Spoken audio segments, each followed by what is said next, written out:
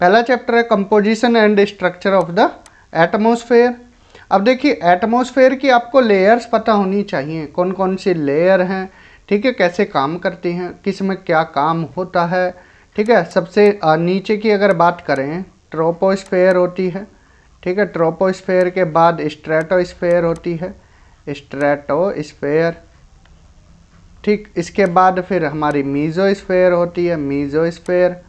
इसके बाद फिर क्या होती है, थर्मोस्फेयर होती है, थर्मोस्फेयर, ठीक है। उस सबसे एंड में फिर एक्सोस्फेयर, जो सबसे भारी स्पेस होता है, एक्सोस्फेयर, ठीक है। ये पांचों लेयर याद रखना है, ठीक है। क्रम लगाने को आ जाएगा नीचे से ऊपर की तरफ, तो ये आपको ध्यान होना चाहिए।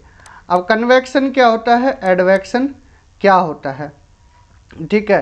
तो आपको देखिए यहाँ पर कई बार टर्म्स ऐसी आएंगी, इसलिए पहले ही बता देते हैं। कन्वेक्शन वर्टिकल मूवमेंट होता है इस तरह से, ठीक है। और जो एडवेक्शन होता है ये हॉरिजॉन्टल मूवमेंट होता है, ठीक है। विंड जो चलती है, विंड कैसे चलती है, हॉरिजॉन्टली चलती है, ठीक है। ये क्या है, एक तरह से एडवेक्शन करंट है, ठीक है। ध्यान रखना है ये चीज़ें। एडियाबैटिक हीटिंग किसको बोलते हैं, एडियाबैटिक हीटिंग सिंपली, अब ये एटमॉस्फेयर है, ठीक है, ये क्या है, एटमॉस्फेयर है। अब ये लोअर एटमॉस्फेयर है। अब लोअर एटमॉस्फेयर में ऊपर से भी प्रेशर लगेगा, ये लोअर एटमॉस्फेयर।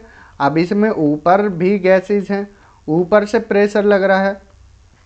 तो जब लोअर एटमॉस्फेयर पर ऊपर की तरफ से प्रेशर लगता है तो इसके पार्टिकल्स क्या हैं, करीब करीब आ जाते हैं, क्लोज क्लोज आ जाते हैं, तो हीटिंग होती है, ठीक है। कैसे होती है, हीटिंग होती है, इसी को एडियाबैटिक हीटिंग बोलते हैं। एडियाबैटिक कूलिंग ये अपर एटमॉस्फेयर में होती है, सिंपली ध्यान रखना है। 97%, 97% जो इफेक्टिव एटमॉस्फेयर है वो 29 किलोमीटर तक देखने को आपको मिल जाएगा। ऐसे फैक्चुअल क्वेश्चन सीधे सीधे तौर पर आते हैं। 50% एटमॉस्फेयर आपको 5.6 किलोमीटर तक ही देखने को मिल जाएगा, ध्यान रखना है। अब गैसेस का क्रम आता है, बहुत बार पूछा गया है। सबसे ज़्यादा नाइट्रोजन की मात्रा होती है 78%, फिर ऑक्सीजन की 21, आर्गन की 0.93, कार्बन डाइऑक्साइड की 0.03, नियोन की 0.018। बस क्रम याद रखना है, पहले nitrogen, oxygen, argon, CO2, neon, helium, ozone, ठीक है, हाइड्रोजन, क्रिप्टॉन, जीनान, मीथेन, ये आप ध्यान रख लेना है। वाटर वेपर की बात करें, 0 से 5% इसका वॉल्यूम होता है एटमॉस्फेयर में, 0 से 5% वॉल्यूम। इक्वेटर पर ज़्यादा होता है, अगर पोल के कंपैरिजन में देखें तो पोल पर कम देखने को मिलता है, इक्वेटर पर ज़्यादा मिलता है, ठीक है। नॉर्मल लैप्स रेट किसे कहते हैं, जब देखिए ऊपर जाने पर टेम्परेचर कम होता है। अब कितना कम होता है, 1 किलोमीटर अगर आप ऊपर जाओगे तो टेम्परेचर 6.5 डिग्री सेल्सियस कम हो जाता है, तो यही क्या है, नॉर्मल लैप्स रेट है। अब आपसे पूछे कि मदर ऑफ पर्ल क्लाउड किस लेयर में मिलते हैं, हमने आपको अभी 5 लेयर बताई, तो mother of pearl cloud stratosphere layer में देखने को मिलते हैं। चैपमैन साइकिल किससे रिलेटेड है, ये formation and destruction of ozone in ozonosphere, तो चैपमैन साइकिल ओजोन लेयर से रिलेटेड है। सीधा क्वेश्चन पूछ लिया जाएगा, इसलिए इसको मार्क कर लीजिए, इंपॉर्टेंट है।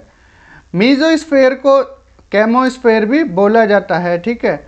मीजोस्फेयर को क्या है, केमोस्फेयर भी बोला जाता है। इसमें नॉक्टिल्यूसेंट क्लाउड देखने को मिलते हैं, किसमें, मीजोस्फेयर में।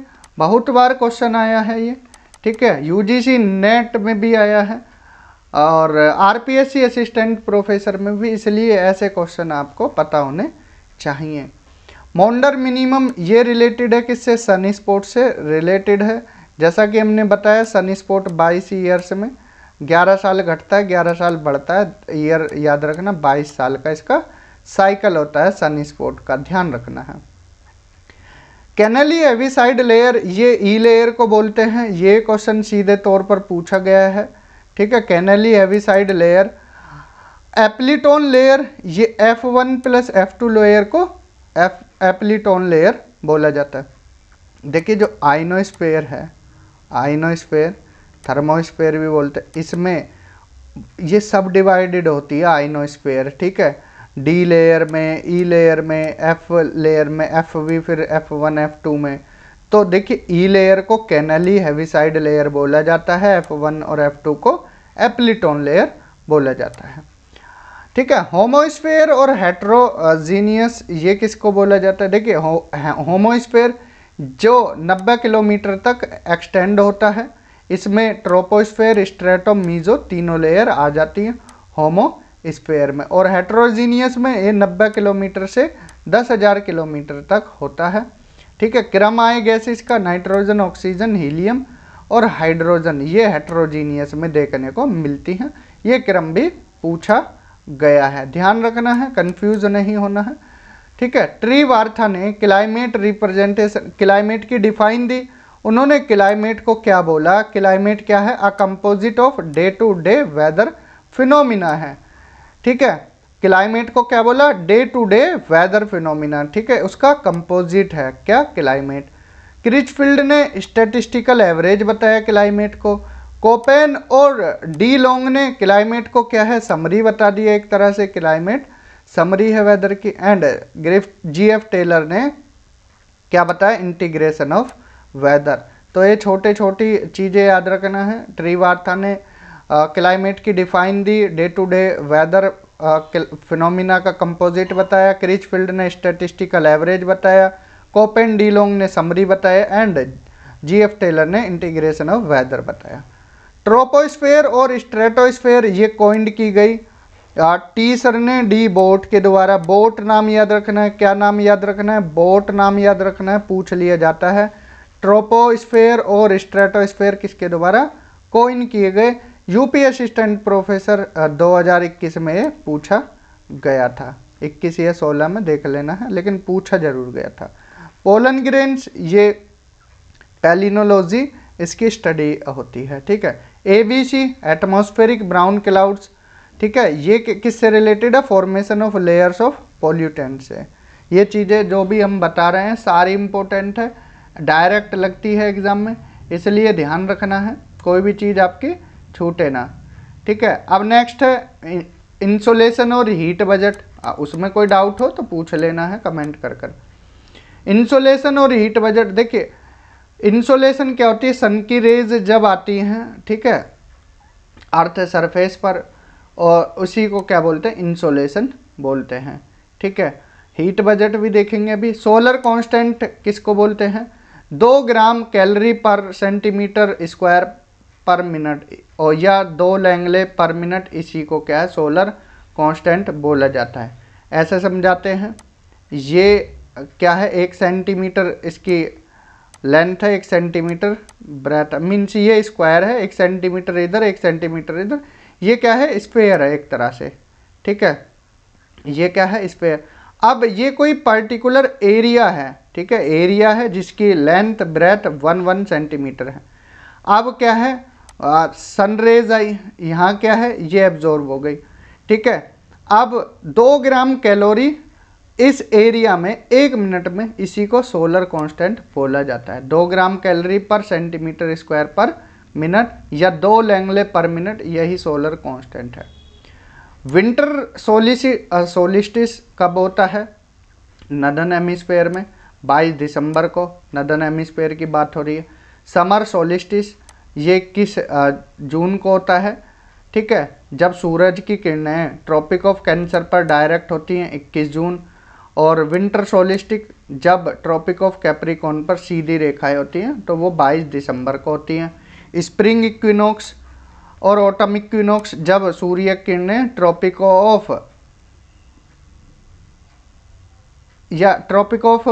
इसको इक्वेटर बोल सकते हो आप, ट्रॉपिक ऑफ, ये इक्वेटर है सीधा विषुवत रेखा, इस पर जब सीधी रेखाएं पड़ती हैं, कब पड़ती है? 21 मार्च और 23 सितंबर को, ये ध्यान रखना, दिन और रात इक्वल होते हैं, ठीक है। स्प्रिंग इक्विनॉक्स, ऑटम इक्विनॉक्स, ये कॉन्सेप्ट किसके द्वारा दिए गए? बोर और फिलिप के द्वारा। ये ज़्यादा इंपॉर्टेंट है, ये चीज़ें तो आपको पता होंगी, ये इंपॉर्टेंट है। बोर और फिलिप ने ये कॉन्सेप्ट दिया, ठीक है। किसके द्वारा दिए गए ये कॉन्सेप्ट? बोर और फिलिप्स के द्वारा। 23.5 डिग्री नॉर्थ से लेकर 23.5 डिग्री साउथ लैटिट्यूड, साल में 2 बार ओवरहेड सन होता है, ठीक है, ये ध्यान रखना, ये भी इम्पोर्टेंट है। और 23.5 से लेकर 66.5 या 66.5 से 90 तक साल में 1 बार ओवरहेड सन होता है, ये ध्यान रखना है बस। 2 बार ओवरहेड सन 23.5 से 23.5 डिग्री, ये चीज़ें ध्यान रखनी है। The energy radiated from the sun increase when number of sun spot increase, जब सन स्पॉट इंक्रीज हो जाएंगे तो जो एनर्जी है सन से निकली वो भी इंक्रीज हो जाएगी, ये ध्यान रखना है। अर्थ की एवरेज एल्बिडो, ठीक है, यूजीसी नेट में आया था ये, इस पर काफ़ी डाउट भी रहे थे कैंडिडेट को, तो यूजीसी ने वो 35 माना था। अब 29 से 34 के बीच में होता है, ये ध्यान रखना है, 29 से 34 ये आपको ध्यान में रखना है। एवरेज, अर्थ का एवरेज एल्बिडो। अर्थ का हीट बजट किसके द्वारा प्रस्तुत किया गया? जीटी ट्रिवार्था के द्वारा, ये नाम याद रखना है, जीटी ट्रिवार्था। एनर्जी सरप्लस कब होती है? जब इनकमिंग सोलर रेडिएशन ज़्यादा हो आउटगोइंग टेरेस्ट्रियल रेडिएशन से। इनकमिंग सोलर रेडिएशन जो आई और जो वापस लौटी आउटगोइंग टेरेस्ट्रियल रेडिएशन। अब इनकमिंग ज़्यादा है तो एनर्जी सरप्लस हो जाएगा। एनर्जी सरप्लस 20 डिग्री नॉर्थ से 20 डिग्री साउथ में देखने को आपको मिलता है, ठीक है। एनर्जी डेफिसिट ये जो 20 डिग्री के बाद है वहाँ देखने को मिल जाता है, ठीक है, पोलर एरिया में और या सब पोलर एरिया में ज़्यादा देखने को मिलता है। कूल और हॉट स्पॉट जो हैं within the photosphere of the sun, इसको फैकुली बोलते हैं, ठीक है। कूल और हॉट स्पॉट होते हैं सन में जो फोटोस्फीयर वाले पार्ट पर, इसको फैकुली बोला जाता है। रेड एंड ऑरेंज कलर क्यों होता है, किसकी वजह से? सनराइज के टाइम या सनसेट के टाइम ये होता है रैलिंग स्कैटरिंग के कारण। किसके कारण? रैलिंग स्कैटरिंग के कारण। या ब्लू कलर स्काई का क्यों होता है? ये भी रैलिंग स्कैटरिंग के कारण। रैलिंग स्कैटरिंग में क्या होता है? पार्टिकल छोटा होता है, ठीक है, और जो ये वेव होती है, सनरेज होती है, ये बड़ी होती है तो ये टूट जाती है, इसी को रैलिंग स्कैटरिंग बोलते हैं, ठीक है। क्या बोलते हैं? रैलिंग। जब पार्टिकल और वेव बराबर हों तो उसको बोलते हैं मी स्कैटरिंग। क्या बोलते हैं? मी स्कैटरिंग, MIE, मी स्कैटरिंग, ठीक है, ये ध्यान रखना है। रमन स्कैटरिंग, जब पार्टिकल्स क्या हो, बड़े भी हो छोटे भी हो सकते हैं, इक्वल भी हो सकते हैं, वो रमन स्कैटरिंग होती है, ये आप ध्यान रखना। ये तीनों रैलिंग, मी, ठीक है, और रमन, ये क्या होती हैं? सेलेक्टिव स्कैटरिंग होती हैं। नॉन सेलेक्टिव स्कैटरिंग वो होती हैं, ठीक है, जब पार्टिकल बड़े हों, ठीक है, वेव छोटी हो, ये नॉन सेलेक्टिव स्कैटरिंग होती है। इसके कारण क्या होता है? बादलों का रंग सफ़ेद होता है, ठीक है। बादलों का रंग सफ़ेद किसकी वजह से? क्लाउड का रंग सफ़ेद वाइट क्यों होता है? ये होता है नॉन सेलेक्टिव स्कैटरिंग की वजह से, ये ध्यान रखना। चारों स्कैटरिंग याद, तीन ये जो सेलेक्टिव में है, रैलिंग, मी और रमन, ठीक है। नॉन सेलेक्टिव में बादलों का रंग सफ़ेद होता है, ये ध्यान रखना। अब देख लेते हैं हीट बजट। हीट बजट कैसे पता करते हैं? देखिए, मान लीजिए सन से जो रेडिएशन आई उसको आप 100 यूनिट मानिए, 100 यूनिट। अब कितनी आई कितनी गई ये देखना है, ठीक है। तो 35 जो यूनिट है 100 में से 35 यूनिट, 27 यूनिट तो सीधी रिफ्लेक्ट हो जाती है बादलों से, 6 यूनिट स्कैटर हो जाती है डस्ट पार्टिकल की वजह से, और 2 यूनिट रिफ्लेक्ट हो जाती है ग्राउंड सरफेस की वजह से। उसमें से अब 65 बची, 65 में से 14 यूनिट एब्जॉर्व कर ली जाती है एटमॉस्फेयर के द्वारा। सिंपल भाषा में बताते हैं, 27 यूनिट क्लाउड के द्वारा रिफ्लेक्ट हो गई, 6 यूनिट स्कैटर हो जाती है डस्ट पार्टिकल के द्वारा, 2 यूनिट रिफ्लेक्ट हो जाती है ग्राउंड सरफेस के द्वारा, और 14 यूनिट एब्जॉर्व कर ली जाती है एटमॉस्फेयर के द्वारा। 49वीं पहुँचती कितनी है? 51 यूनिट पहुँचती है अर्थ सरफेस पर, ठीक है। अर्थ सरफेस पर 51 पहुँचती है। अब वापस होती है 65। सर 65 क्यों जब 51 गई? भैया ये 14 एब्जॉर्व कर रखा है ना एटमॉस्फेयर ने, तो 65 को बाहर निकालना है। 65 में से 17 यूनिट ये रेडिएशन फ्रॉम द अर्थ, ये डायरेक्टली चली जाती है, ठीक है, डायरेक्ट 17। 19 इवोपरेशन होती है, 9 कंडक्शन, कन्वेक्शन और turbulence, and 6 unit effective radiation की वजह से। तो ऐसे 65 चला जाता है, 100 आया 100 गया, ठीक है। तो इसी को हीट बजट बोला जाता है। टेम्परेचर की अगर बात करें तो मैक्सिमम टेम्परेचर कब देखने को मिलता है? दोपहर में 2 से लेकर 4 बजे के बीच में। और वहीं मिनिमम टेम्परेचर की बात करें तो मॉर्निंग टाइम में 4 से 5 या कहीं कहीं 5 से 6 AM भी लिखा हुआ होता है। तो ये ध्यान रखना है, सुबह के टाइम में टेम्परेचर क्या है, मिनिमम होता है, ठीक है। मैक्सिमम टेम्परेचर 2 से 4 बजे दोपहर में, और मिनिमम 4 से 5 या 5 से 6 बजे। Decrease of temperature with increasing height is confined to troposphere only, ठीक है। देखिए 4 लेयर बताई थी, तो जो ये नॉर्मल लैप्स रेट का कॉन्सेप्ट बताया था ये ट्रोपोस्फेयर लेयर में ही होता है, ठीक है। ये ध्यान रखना है, ट्रोपोस्फेयर में। स्ट्रेटोस्फेयर में टेम्परेचर बढ़ता है, मीजोस्फेयर में घटता है, ठीक है। मीजोस्फेयर में -80 डिग्री सेल्सियस तक हो जाता है। अगर ये क्वेश्चन आए कि किस लेयर में सबसे कम टेम्परेचर होता है तो आंख बंद करके सीधा मीजोस्फेयर लगा देना। क्या लगा देना? मीजोस्फेयर। नॉक्टिलूस एंड क्लाउड मीजोस्फेयर में बताए थे ना। Mother of pulse cloud stratosphere बताया था, भूलना मत। ये सारी चीज़ें काम की हैं, ऐसे क्वेश्चन डायरेक्ट पूछे जाते हैं। तो यहाँ सबसे कम टेम्परेचर मीजोस्फेयर या मीजोपोज बोल सकते हैं, -80 डिग्री तक। Non cloudy areas are receiving high insolation. अब देखिए जहाँ पर बादल होंगे तो वो इंसुलेशन को या तो स्कैटर करेंगे, ठीक है, या एब्जॉर्ब करेंगे। लेकिन जहाँ पर बादल नहीं होंगे, मान लीजिए ये बिल्कुल क्लियर है, तो इंसोलेशन पृथ्वी पर क्लियर आएगी एकदम, बिना स्कैटर किए, बिना एब्जॉर्ब किए। तो इसलिए नॉन क्लाउडी एरिया में हाई इंसोलेशन देखने को मिलता है। टेम्परेचर इन्वर्जन रिवर्स कंडीशन होती है नॉर्मल लैप्स रेट की। नॉर्मल लैप्स रेट में हमने बताया जैसे जैसे हम ऊपर जाएंगे टेम्परेचर घटता जाता है, ठीक है। लेकिन टेम्परेचर इन्वर्जन में उल्टा कंडीशन होती है, जैसे जैसे ऊपर जाएंगे टेम्परेचर थोड़ा थोड़ा बढ़ेगा। तो ये क्या होती है? Temperature inversion. थर्मल एनामोली ये एक सेपरेट पेज पर पढ़ेंगे, लेकिन थोड़ा यहाँ आपको बता देते हैं। मान लीजिए अर्थ है, यहाँ टेम्परेचर क्या है 30 डिग्री, यहाँ 30 डिग्री 30 डिग्री। तो इस तरह से अब देखिए कोई लैटिट्यूड है, इस पर यहाँ 30 डिग्री था, यहाँ 30 डिग्री है, ठीक है। जो एवरेज टेम्परेचर है वो 30 डिग्री है। अब किसी जगह पर यहाँ पर 45 डिग्री भी होगा, 45 डिग्री होगा, कहीं पर 25 डिग्री भी होगा इसी लैटिट्यूड पर, ठीक है। मतलब ऊंचाई ज़्यादा है, लैटिट्यूड पर 25 डिग्री होगा। तो यहाँ पर एवरेज टेम्परेचर 30 डिग्री सेल्सियस है, लेकिन जहाँ ज़्यादा है वो पॉजिटिव थर्मल एनामोली है, पॉजिटिव थर्मल एनामोली, और जहाँ कम है वहाँ नेगेटिव थर्मल एनामोली। ये ध्यान रखना, एक अलग पेज पर हम इस कॉन्सेप्ट को और डिटेल में थोड़ा बता देंगे, ठीक है जी। एयर प्रेशर और एटमॉस्फेरिक सर्कुलेशन। एयर प्रेशर सबसे ज़्यादा मैक्सिमम कहाँ होता है? सी लेवल पर, ध्यान रखना, ऐसे क्वेश्चन सीधे पूछे जाते हैं। स्टैंडर्ड एयर प्रेशर सी लेवल पर कितना है? ये आरपीएससी में पूछा गया था, आरपीएससी असिस्टेंट प्रोफेसर 2023 एग्ज़ाम में।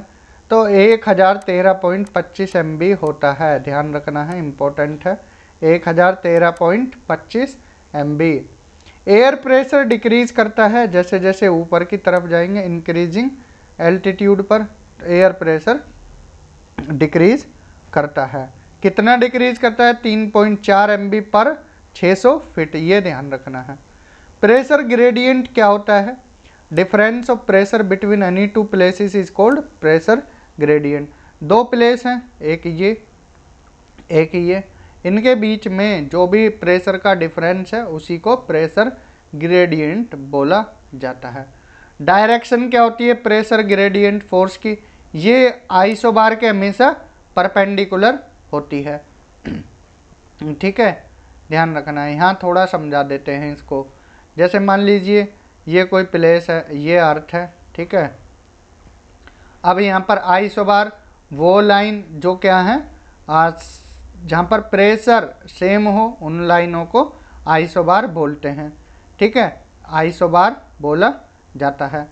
अब जो प्रेशर ग्रेडियंट फोर्स है ये हमेशा आइसोबार के परपेंडिकुलर होती है, आइसोबार के हमेशा परपेंडिकुलर, ध्यान रखना है। Winds, direction of winds is perpendicular to isobar, इस तरह से समझना। देखो यहाँ समझना, ये आइसोबार्स है, ठीक है, ये आइसोबार्स है, ठीक है, इस तरह से। अब ये जो है परपेंडिकुलर है, विंड भी और प्रेशर ग्रेडियंट फोर्स भी, ये ध्यान रखना है। ठीक है, पूछ लिया जाएगा ऐसा question. Wind are not exactly following the direction of pressure gradient force. देखिए विंड की और प्रेशर ग्रेडियंट की डायरेक्शन सेम नहीं होती है, क्योंकि जो विंड है वो डिफ्लेक्ट करती है कोरियोलिस फोर्स की वजह से। कोरियोलिस फोर्स ये क्या है, विंड की डायरेक्शन को अफेक्ट करती है ओनली, ना कि स्पीड को। इंपॉर्टेंट लाइन है ये, यहाँ लिखा नहीं है, आप नोट डाउन भी कर सकते हो। कोरियोलिस फोर्स सिर्फ अफेक्ट करती है डायरेक्शन को विंड की, ना कि स्पीड या वेलोसिटी को। अब देखिए नॉर्थ हेमिस्फेयर में ये क्लॉकवाइज होती है कोरियोलिस फोर्स, नॉर्थ हेमिस्फेयर है ये 0 डिग्री है, नॉर्थ हेमिस्फेयर में क्लॉकवाइज और साउथ हेमिस्फेयर में एंटी क्लॉकवाइज। ठीक है, मीन्स लेफ्ट में, इधर राइट में, ये ध्यान रखना है, क्लॉकवाइज और एंटी क्लॉकवाइज, ये क्वेश्चन पूछ लिया जाता है। जियोस्ट्रोफी विंड्स, जब विंड क्या है कंप्लीटली पैरेलल हो जाए आइसोबार के, अभी हमने देखिए आइसोबार बताया था, ठीक है, आइसोबार्स बताया था। अब विंड क्या है परपेंडिकुलर बताई थी, ठीक है, परपेंडिकुलर बताई थी, लेकिन कोरियोलिस बल के कारण ये इतना घूमती है, इतना घूमती है, अब मान लीजिए और घूमी तो परपेंडिकुलर और ये पैरेलल हो गई। ठीक है, इस तरह से चल रही थी, अब कोरियोलिस बल के कारण ये क्या है पैरेलल हो जाएगी आइसोबार के, इसी को जियोस्ट्रोफी बोलते हैं। अच्छे लोग कंफ्यूज हो जाते हैं, लेकिन ध्यान रखना, जब वैसे तो परपेंडिकुलर होती है ये, लेकिन कोरियोलिस बल के कारण ये क्या है अपनी डायरेक्शन चेंज करती है। ठीक है, जब ये पैरेलल हो जाए आइसोबार के विंड तो उसको जियोस्ट्रोफी बोलते हैं। पोलर फ्रंटल जेट स्ट्रीम में रोजवी वेव का निर्माण सेकेंड स्टेज में होता है। बहुत बार पूछा जाता है ये क्वेश्चन कि रोजवी वेव का निर्माण कौन सी स्टेज में होता है, सेकेंड स्टेज में। टोटल 4 स्टेज होती है, ये ध्यान रखना है। ड्राई एडियाबैटिक रेट ध्यान रखना 10 डिग्री सेल्सियस पर किलोमीटर। नॉर्मल लैप्स रेट बताया था, ठीक है, कितना 6.5 डिग्री सेल्सियस 1 किलोमीटर पर, लेकिन dry adiabatic rate 10 degree Celsius पर किलोमीटर कम होता है। और वही मोइस्ट एडियाबैटिक रेट ये 5 डिग्री सेल्सियस पर किलोमीटर होता है। मीन्स टेम्परेचर डिक्रीज होता है 5 डिग्री सेल्सियस पर किलोमीटर पर, ये ध्यान रखना है। Dry 10, moist 5।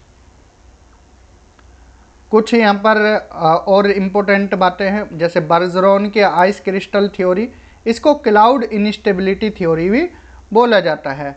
ठीक है, 1933 में थ्योरी दी, बर्जरॉन नॉर्वे के हैं, ये ध्यान रखना है। कोलिजन कोएलेशन थ्योरी ये बोवन के द्वारा दी गई, लेकिन मॉडिफाइड लोंगमुइर के द्वारा की गई। बर्जरॉन थ्योरी जिसको क्लाउड इंस्टेबिलिटी थ्योरी भी बोला जाता है, 1933 में बर्जरॉन के द्वारा दी गई, नॉर्वे के थे। कोलिजन कोएलेशन थ्योरी बोवन के द्वारा, मॉडिफाइड लोंगमुइर ने की थी। एयर मास होमोजीनियस प्रॉपर्टी होती है, लेंथ 500 से 1500 किलोमीटर तक होती है, ये एयर मास होती है। इसकी क्या है होमोजीनियस प्रॉपर्टी होगी, लंबाई बहुत ज़्यादा होती है। ठीक है, ट्रीवार्था ने 7 पॉसिबल एयर मासिस के बारे में बताया। ट्रीवार्था ने एयर मासिस कितनी बताई, 7। एनाबैटिक वार्म विंड यहाँ पर क्या करेगी, राइज करेगी, ऊपर की तरफ आएगी। ठीक है, नीचे से ऊपर की तरफ, ये क्या है एनाबैटिक है। जैसे माउंटेन है, ये वैली है, तो एनाबैटिक में ऊपर विंड चलेगी। ठीक है, और कैटाबैटिक में ये माउंटेन है, ये वैली है। ठीक है, इसमें कैटाबैटिक में नीचे की तरफ चलती है। ठीक है, ध्यान रखना है। कैटाबैटिक कोल्ड विंड होती है, एनाबैटिक वार्म विंड होती है। ये सबसाइड करती है ऊपर से नीचे की तरफ।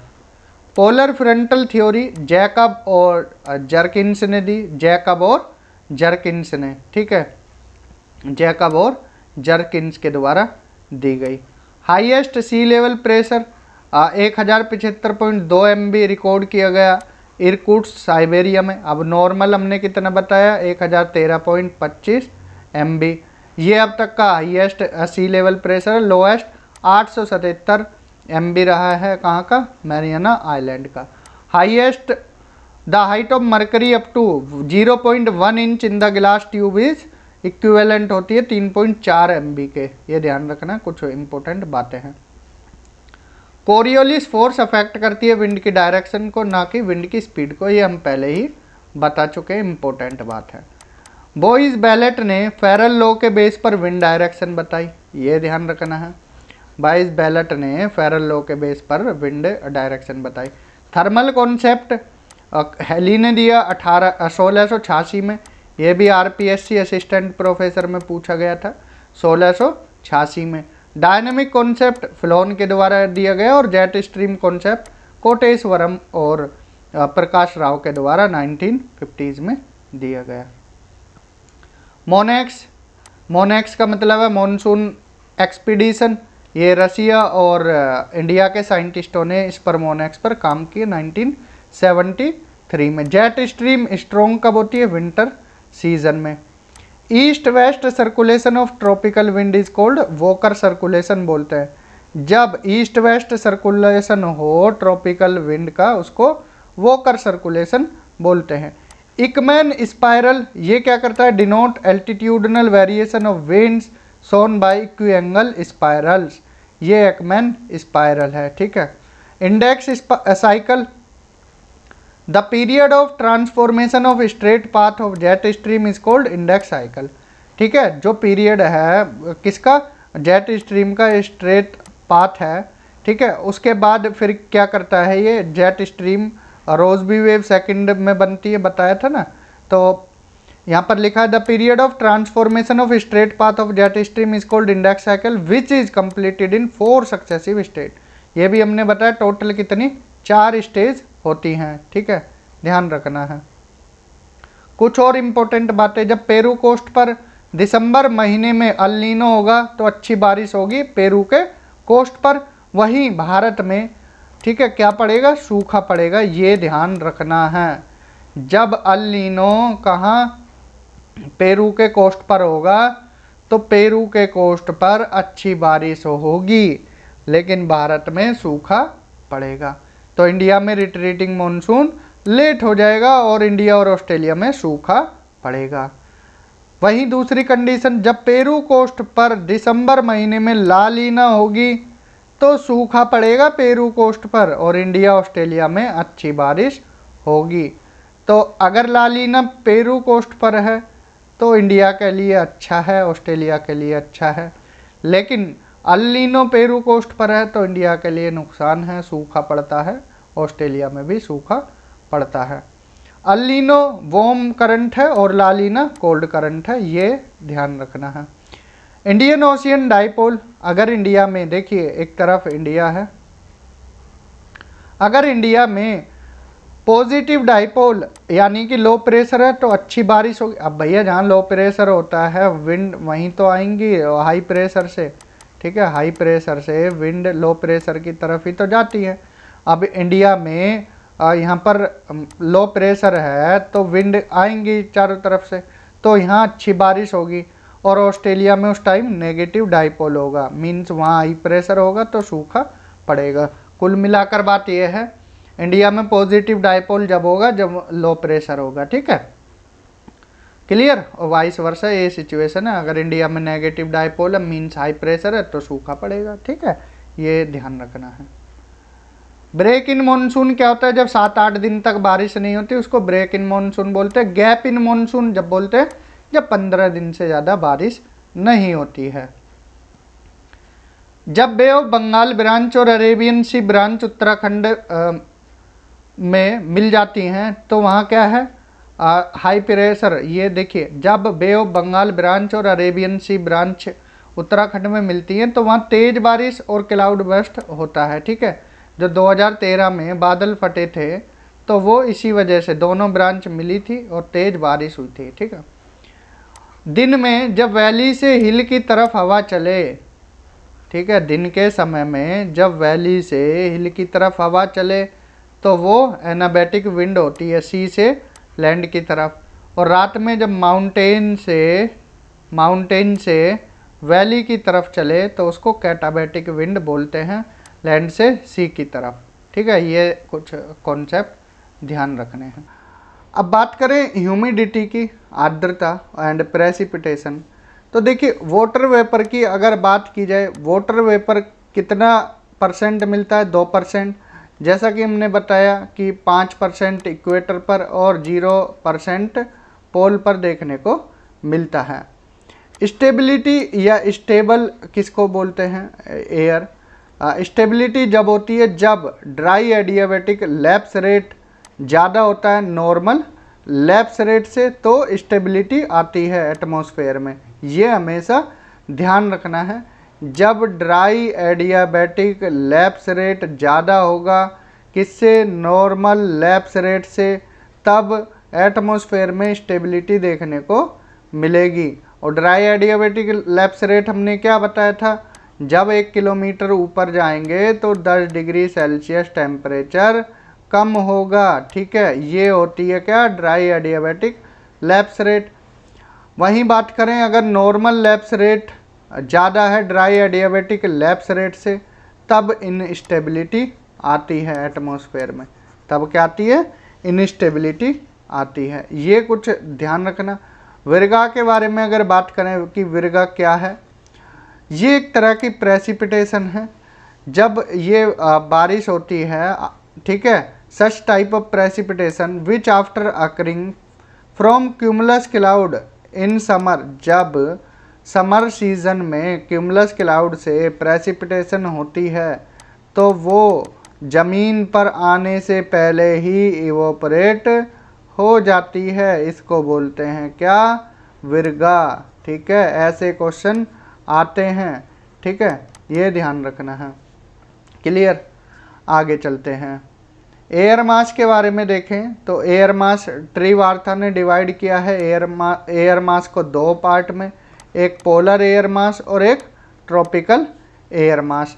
अब ये हम जो नेक्स्ट क्लास होगी ये सारी चीज़ें देखिए आपको और विस्तार से बताएंगे, इसलिए परेशान ना होना कि एक ही पॉइंट बता के छोड़ दिया। ठीक है, सारी बातें आपको डिटेल में बताई जाएंगी नेक्स्ट क्लास में। फ्रंट और साइक्लोन की बात करें अगर, कि फ्रंट क्या है, पैटरसन ने 4 टाइप के एयर सर्कुलेशन के बारे में बताया। ब्रंट ने थर्मल साइक्लोन का कॉन्सेप्ट दिया, इम्पोर्टेंट है। थर्मल साइक्लोन का कॉन्सेप्ट किसने दिया, ब्रंट ने। और टेम्परेट साइक्लोन के ओरिजिन के बारे में फिट्जरॉय ने बताया, किसने, फिट्जरॉय ने 1863 में। सो एंड लैम्फर्ट ने डायनेमिक थ्योरी दी टेम्परेट साइक्लोन से रिलेटेड, ये भी इम्पोर्टेंट है। ठीक है, नाम याद रखना, सो एंड लैम्फर्ट, इन्होंने क्या है, डायनेमिक थ्योरी दी है टेम्परेट साइक्लोन से रिलेटेड। पोलर फ्रंट थ्योरी, ये जर्कनेस एंड जे जर्कनेस, वी जर्कनेस और जे जर्कनेस ने पोलर फ्रंट थ्योरी दी। ठीक है, कब, 1918 में, जिसको वेव थ्योरी या बर्जन थ्योरी भी बोला जाता है। ठीक है, नाम याद रखना, वी बर्जनस एंड जे जर्कनेस। ठीक है, ये दोनों नाम याद रखना, जर्कनीज एंड जर्कनीज। ठीक है, स्क्वेल क्या होता है, स्क्वेल वो होता है जब डाउनवर्ड मूवमेंट हो, downward movement and divergence of cold air at ground surface is called squall. ठीक है, इसको क्या बोलते हैं, स्क्वेल बोलते हैं। ठीक है, एल्बर्टा लॉ के बारे में अगर देखें तो टेम्परेट साइक्लोन जो रॉकी माउंटेन है, अब देखिए नॉर्थ अमेरिका है, नॉर्थ अमेरिका, ठीक है, तो यहाँ पर रॉकी माउंटेन है, रॉकी माउंटेन है, तो इसके ईस्ट साइड में, ये वेस्ट है इसका रॉकीज का, ये ईस्ट साइड है। तो रॉकी माउंटेन के ईस्ट में, ठीक है, जो टेम्परेट साइक्लोन डेवलप होते हैं, ठीक है, उन्हें एल्बर्टा लो बोला जाता है, LOW, ठीक है, एल्बर्टा लो। फुजीटा स्केल, ये टोर्नेडो की सीवियरिटी नापने के काम आता है, ठीक है। एना फ्रंट और कैटा फ्रंट, एना फ्रंट जब वार्म एयर एक्टिव हो, ठीक है, ऊपर उड़ जाए तो एना फ्रंट बनेगा, और कैटा फ्रंट जब वार्म एयर एक्टिव ना हो तो ये क्या है, कोल्ड एयर एक्टिव हो, cold air active, cold air active होगी तो वो सिंक कर जाएगी, ठीक है। तो ये क्या होगा, कैटा फ्रंट बनेगा, ठीक है। तो वार्म एयर जब एक्टिव होगी तो वो राइज कर जाएगी, वार्म एयर जब एक्टिव नहीं होगी तो सिंक कर जाएगी, इतना ध्यान रखना, ठीक है। सिर्फ आपको ये बात ध्यान रहनी चाहिए, ठीक है। तो यहाँ तक क्लियर। अब देखते हैं हम क्लासिफिकेशन क्लाइमेट और क्लाइमेटिक टाइप से।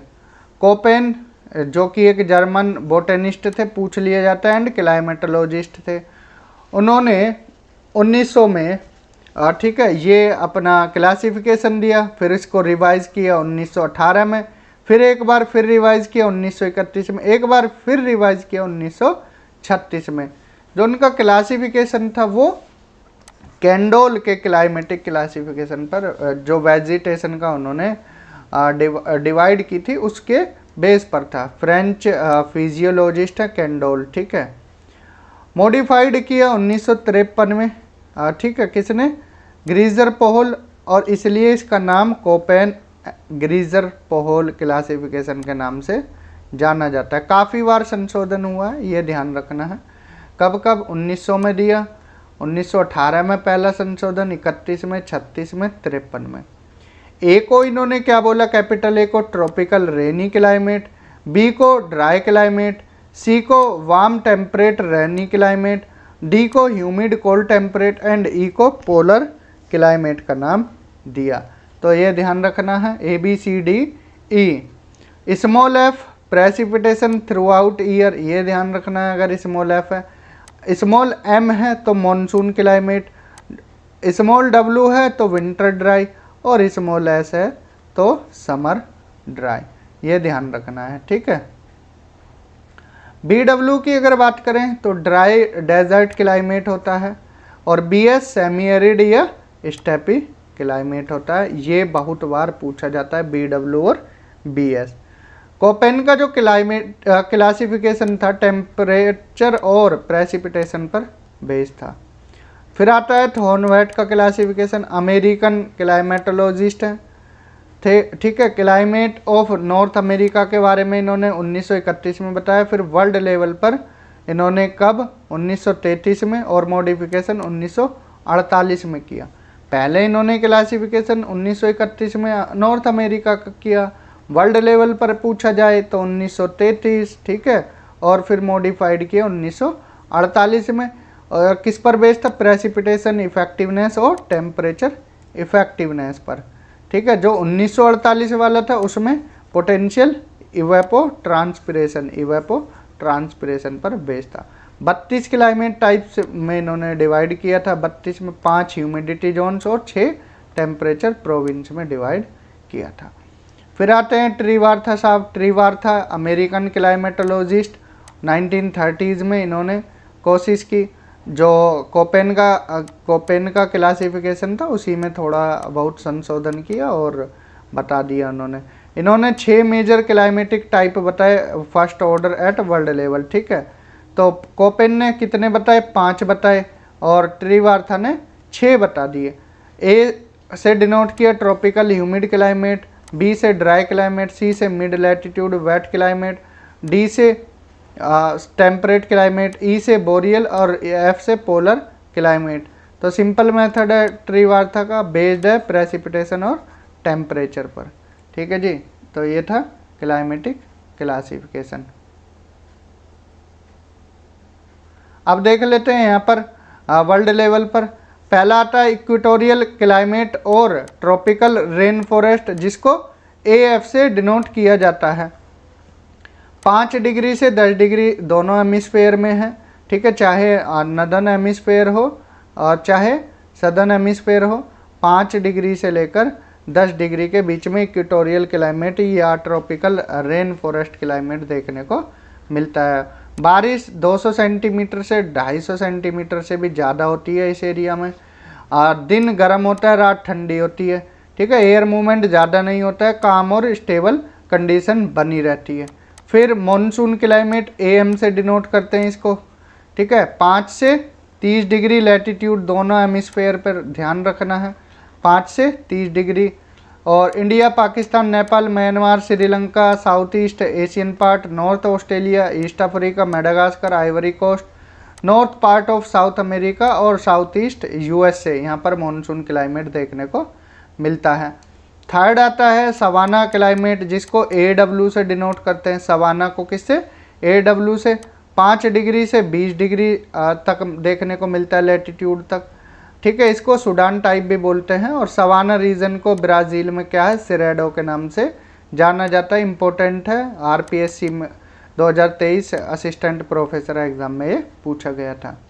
फिर फोर्थ है हॉट डेजर्ट क्लाइमेट, BWH, ठीक है। इसको सहारा टाइप ऑफ क्लाइमेट भी बोला जाता है। 15 डिग्री से 30 डिग्री के बीच लैटिट्यूड में देखने को मिलता है। बारिश कम होती है, जीरोफाइटिक प्लांट देखने को मिलते हैं वेस्टर्न पार्ट पर, ये क्लाइमेट देखने को मिलता है। नेक्स्ट है मेडिटेरेनियन क्लाइमेट, जिसको CS से जाना जाता है। मेडिटेरेनियन को CS से, और इसको स्क्लेरोफिल इकोसिस्टम या बायोम भी कहते हैं। इम्पोर्टेंट है, UP असिस्टेंट प्रोफेसर अभी जो हुआ है, UP असिस्टेंट प्रोफेसर 2025 में जो एग्ज़ाम हुआ है, यहाँ ये क्वेश्चन देखने को मिला है कि स्क्लेरोफिल किससे रिलेटेड है। ऑप्शन में मेडिटेरेनियन भी आया था, सीधा आंसर मिल रहा था, तो ऐसे क्वेश्चन पूछे गए हैं। लोकल नेम कुछ सिरप्स के, जैसे मैक्यूक्स या गैरिग, ये सदर्न यूरोप में जाना जाता है इस सिरप को। चैपरेल, ये कैलिफोर्निया में देखने को मिलती है। फेम्बोस या फेम्बोस साउथ अफ्रीका में। मल्ले स्क्रब ऑस्ट्रेलिया में। ये ध्यान रखना है, पूछ लिया जाएगा मैच ऑफ द फॉलोइंग में। फिर आता है नेक्स्ट चाइना टाइप, जिसको CA बोला जाता है। 20 से 40 डिग्री लैटिट्यूड पर देखने को मिलता है, और चाइना टाइप ईस्टर्न पार्ट में देखने को मिलता है, ठीक है। चाइना के बाद आता है स्टेपी क्लाइमेट, जिसको BSK के नाम से डिनोट किया जाता है, BSK से। मिडिल लैटिट्यूड स्टेपी क्लाइमेट है। टेम्परेट ग्रासलैंड देखने को मिलते हैं। लोकल ग्रासेस हैं कुछ नॉर्थ अमेरिका में, blue stem, switch grass, June grass, buffalo, blue stem and blue grama, ठीक है। फिर नेक्स्ट आता है west European type of climate, जिसको C कैपिटल है और B स्मॉल है। 40 से 65 डिग्री लैटिट्यूड पर देखने को मिलता है, जिसको मैरीन वेस्ट कोस्ट क्लाइमेट भी बोला जाता है। इंपॉर्टेंट है, नाम बदल कर पूछ लिया जाता है। बोरियल या टैगा, ठीक है, ये ठंडे प्रदेशों में देखने को मिलता है, और टुंड्रा भी ठंडे प्रदेशों में ऊपर की तरफ पोलर एरिया में देखने को मिलता है, ठीक। अगर एटमॉस्फेयर की बात करें तो हमने बताया था आपको 4 लेयर होती हैं, ठीक है। नीचे से देखते हैं, अगर ये क्या है, सी लेवल है 0 किलोमीटर, इससे ऊपर ट्रोपोस्फेयर होती है, ठीक है। सारे वेदर फिनोमिना ट्रोपोस्फेयर में ही होते हैं। 75% कंपोजिशन होता है एटमॉस्फेयर का, एंड इसको थिएटर ऑफ एटमॉस्फेयर भी बोलते हैं। पोल पर इसकी हाइट 8 किलोमीटर होती है। कितनी लिखे देते हैं अगर नहीं चमक रहा है, 8 किलोमीटर होती है। कहाँ? एट पोल्स, मतलब पोल्स पर 8 किलोमीटर। एंड इक्वेटर पर कितनी होती है? 18 किलोमीटर। इक्वेटर पर कितनी? 18। और एवरेज अगर इसका माना जाता है तो 14 किलोमीटर तक ट्रोपोस्फेयर की हाइट मानी जाती है, ठीक है। इसके बाद फिर 50 किलोमीटर तक एक लेयर आती है, उसका नाम है स्ट्रेटोस्फेयर। स्ट्रेटोस्फेयर में एक लेयर बीच में होती है, उसको ओजोनोस्फेयर बोलते हैं, जो 25 से 35 किलोमीटर तक देखने को मिलती है। हालांकि कहीं कहीं पर 15 से 35 भी लिखा आ सकता है, तो इसलिए घबराना मत, ठीक है। 15, 16 या 18 से 20 से, ठीक है, तो 35 तक। इसमें हमने बताया था मदर ऑफ पर्ल क्लाउड भी होते हैं, ठीक है। मदर ऑफ पर्ल क्लाउड, ऐसे क्वेश्चन बहुत बार पूछे जाते हैं। मदर ऑफ पर्ल क्लाउड्स, ठीक। इसके बाद फिर आती है हमारी मीजोस्फेयर। मीजोस्फेयर, इसमें टेम्परेचर सबसे कम होता है, ठीक है। टेम्परेचर मीजोस्फेयर में मिनिमम होता है। अगर पूछा जाए कि किस लेयर में सबसे कम टेम्परेचर होता है, मीजोस्फेयर में, ठीक है, 80 किलोमीटर तक होती है। फिर आती है आइनोस्फेयर। आइनोस्फेयर में टेम्परेचर बढ़ता है। इसमें हमने D layer, E layer, F layer, F layer को भी दो पार्ट में डिवाइड करते हैं, F1, F2 लेयर, ठीक है। ई लेयर को क्या बोलते हैं, बताया था आपको, Connelly Heaviside layer. F1 plus F2 को एप्लीटोन लेयर बताया है, सब हमने बता रखा है। तो आइनोस्फेयर 640 किलोमीटर तक। फिर आती है आपकी एक्सोस्फेयर, ठीक है, क्लियर। इसके बाद सोलर सुनामी है। सोलर सुनामी जैसा कि हमने बताया कि सन से फ्लेयर्स निकलते हैं, सोलर फ्लेयर्स, ठीक है। वहाँ पर क्या बन जाता है, ब्लैक स्पॉट बन जाता है या सन स्पॉट बन जाता है, ठीक है। जहाँ से सन फ्लेयर निकलते हैं वहाँ सन स्पॉट बन जाता है, ठीक है।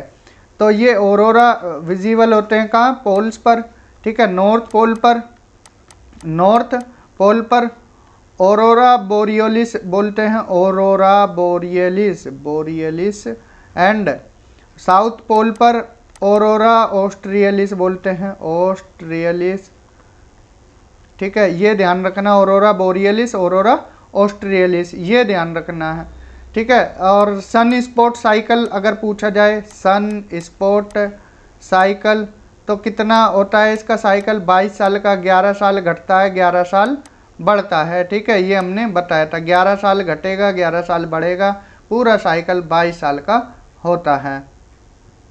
Warming and cooling of atmosphere, कैसे वार्म होता है, कैसे कूल होता है। मैक्सिमम टेम्परेचर जैसा कि हमने बताया 4 के आसपास तक देखने को मिलता है, 2 बजे से 4 PM तक। और मिनिमम टेम्परेचर मॉर्निंग टाइम में 5-6 के आसपास होता है, ठीक है। ये ध्यान रखना है। सन से जब रेज आती हैं वो शॉर्ट वेव रेडिएशन के रूप में आती हैं, ठीक है। और जब वापस जाती हैं वो लॉन्ग वेव टेरेस्ट्रियल रेडिएशन होती हैं, ये ध्यान रखना है, ठीक है। शॉर्ट वेव रेडिएशन जब आएंगी और जब जाएंगी लॉन्ग वेव टेरेस्ट्रियल रेडिएशन। जो ये शॉर्ट वेव रेडिएशन है इनकी इंटेंसिटी हाई होती है और जब वापस जाती है लो इंटेंसिटी होती है, ठीक है। 2 किलोमीटर तक 50% एटमॉस्फेयर देखने को मिलता है। Temperature average temperature 15 degree Celsius देखने को मिलता है। कौन कौन से फैक्टर अफेक्ट करते हैं वार्मिंग और कूलिंग को एटमॉस्फेयर की, conduction, convection, latent heat of condensation and latent heat of evaporation, adiabatic heating and cooling, advection and solar constant. Climatology series में हम इनको डिटेल में बताएंगे, यहाँ एक ये रिवीजन सीरीज है, ठीक है। इसलिए बस ये चीज़ें ध्यान रखना क्या क्या अफेक्ट करते हैं, ठीक है। हीट जोन अर्थ 3 पार्ट में डिवाइडेड है, कितने पार्ट में, 3 में। 0 से 30 तक कौन सा है, टोरिड जोन, यहाँ गर्मी ज़्यादा होती है। फिर आता है टेम्परेट जोन, ठीक है, ये थोड़ा ठंडा होता है। और पोलर जोन या फ्रीजिड जोन, ये बिल्कुल ही ठंडा होता है, 60 से 90 डिग्री तक दोनों हेमिस्फेयर में देखने को मिलता है, ठीक है। ये तीनों जोन याद रखना हीट जोन अर्थ के। मॉडर्न क्लासिफिकेशन हीट जोन का, अब देखिए 0 से 10 तक ट्रॉपिकल बोलते हैं, ट्रॉपिकल, ठीक है, ट्रॉपिकल। उसके बाद 10 से 30 तक सब ट्रॉपिकल, 10 से 30 तक सब ट्रॉपिकल, 30 से 40 तक वार्म टेम्परेट और 40 से 65 कूल टेम्परेट, सब पोलर 65 से 75 और पोलर 90 तक देखने को मिलता है। ये मॉडर्न क्लासिफिकेशन है, ये ध्यान रखना है। एक बार फिर बताते हैं, 0 से 10 दोनों हेमिस्फेयर की बात कर रहे हैं, ट्रॉपिकल। फिर 10 से 30 तक सब ट्रॉपिकल, वार्म टेम्परेट 30 से 40, कूल टेम्परेट 40 से 65, सब पोलर 65 से 75, पोलर 75 से 90। हीट बजट हमने बताया था, मान लीजिए 100 यूनिट है, ठीक है, 100 यूनिट है, ठीक। कितनी आती हैं कितनी वापस जाती हैं ये सारा हमने बताया। 27 यूनिट ये रिफ्लेक्ट होती हैं क्लाउड से, 6 यूनिट ये स्कैटर होती हैं डस्ट पार्टिकल से एंड 2 यूनिट ये रिफ्लेक्ट होती है स्नो कवर से।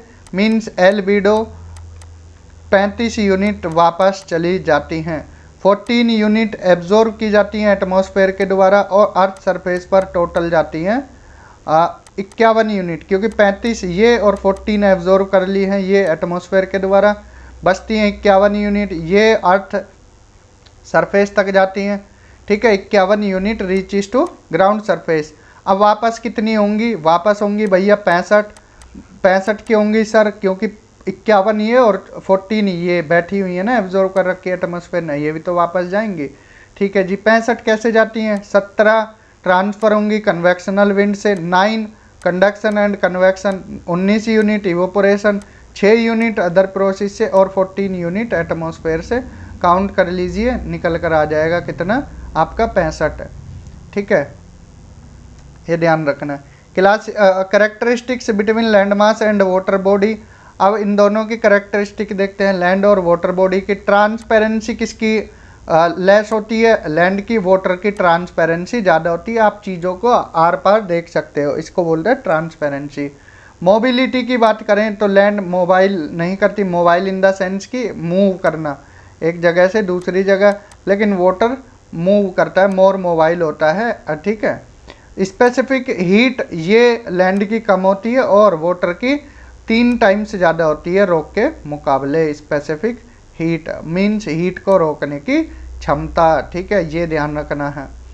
लैंड जैसे ही हीट होती है इतनी जल्दी ही फिर ठंडी हो जाए, लेकिन वाटर रोक के रखता है, ठीक है। एल्बिडो लैंड की ज़्यादा होती है और वाटर की एल्बिडो कम होती है, ये चीज़ें ध्यान रखनी है। लैटिट्यूडनल या हॉरिजॉन्टल डिस्ट्रीब्यूशन टेम्परेचर का। एंगल ऑफ इंसिडेंस, अब देखिए यहाँ पर सन है, सीधी रेज पड़ेंगी तो इंसोलेशन ज़्यादा होगा और तिरछी पड़ेंगी तो कम होगा। Means angle of incidence directly proportional होता है टेम्परेचर के, बिल्कुल सीधी सही बात है। डायरेक्ट पड़ेगी तो हीट ज़्यादा, ठीक है। एटमॉस्फेरिक ऑब्स्ट्रक्शन, अब एटमॉस्फेयर में ये यहाँ पर सोलर रेडिएशन आई, ठीक है, और बीच में क्या है पार्टिकल्स हैं और एक क्लियर है, तो कौन सी हीट ज़्यादा होगी, इंसोलेशन इसकी ज़्यादा होगी, क्योंकि यहाँ पर ऑब्स्ट्रक्शन है, रुकावटें हैं, ठीक है, ये ध्यान रखना है। ये इन्वर्सली प्रोपोर्शनल है, ठीक है, जहाँ ऑब्स्ट्रक्शन ज़्यादा, ठीक है, वहाँ इंसोलेशन कम, इसलिए ये इन्वर्सली प्रोपोर्शनल है।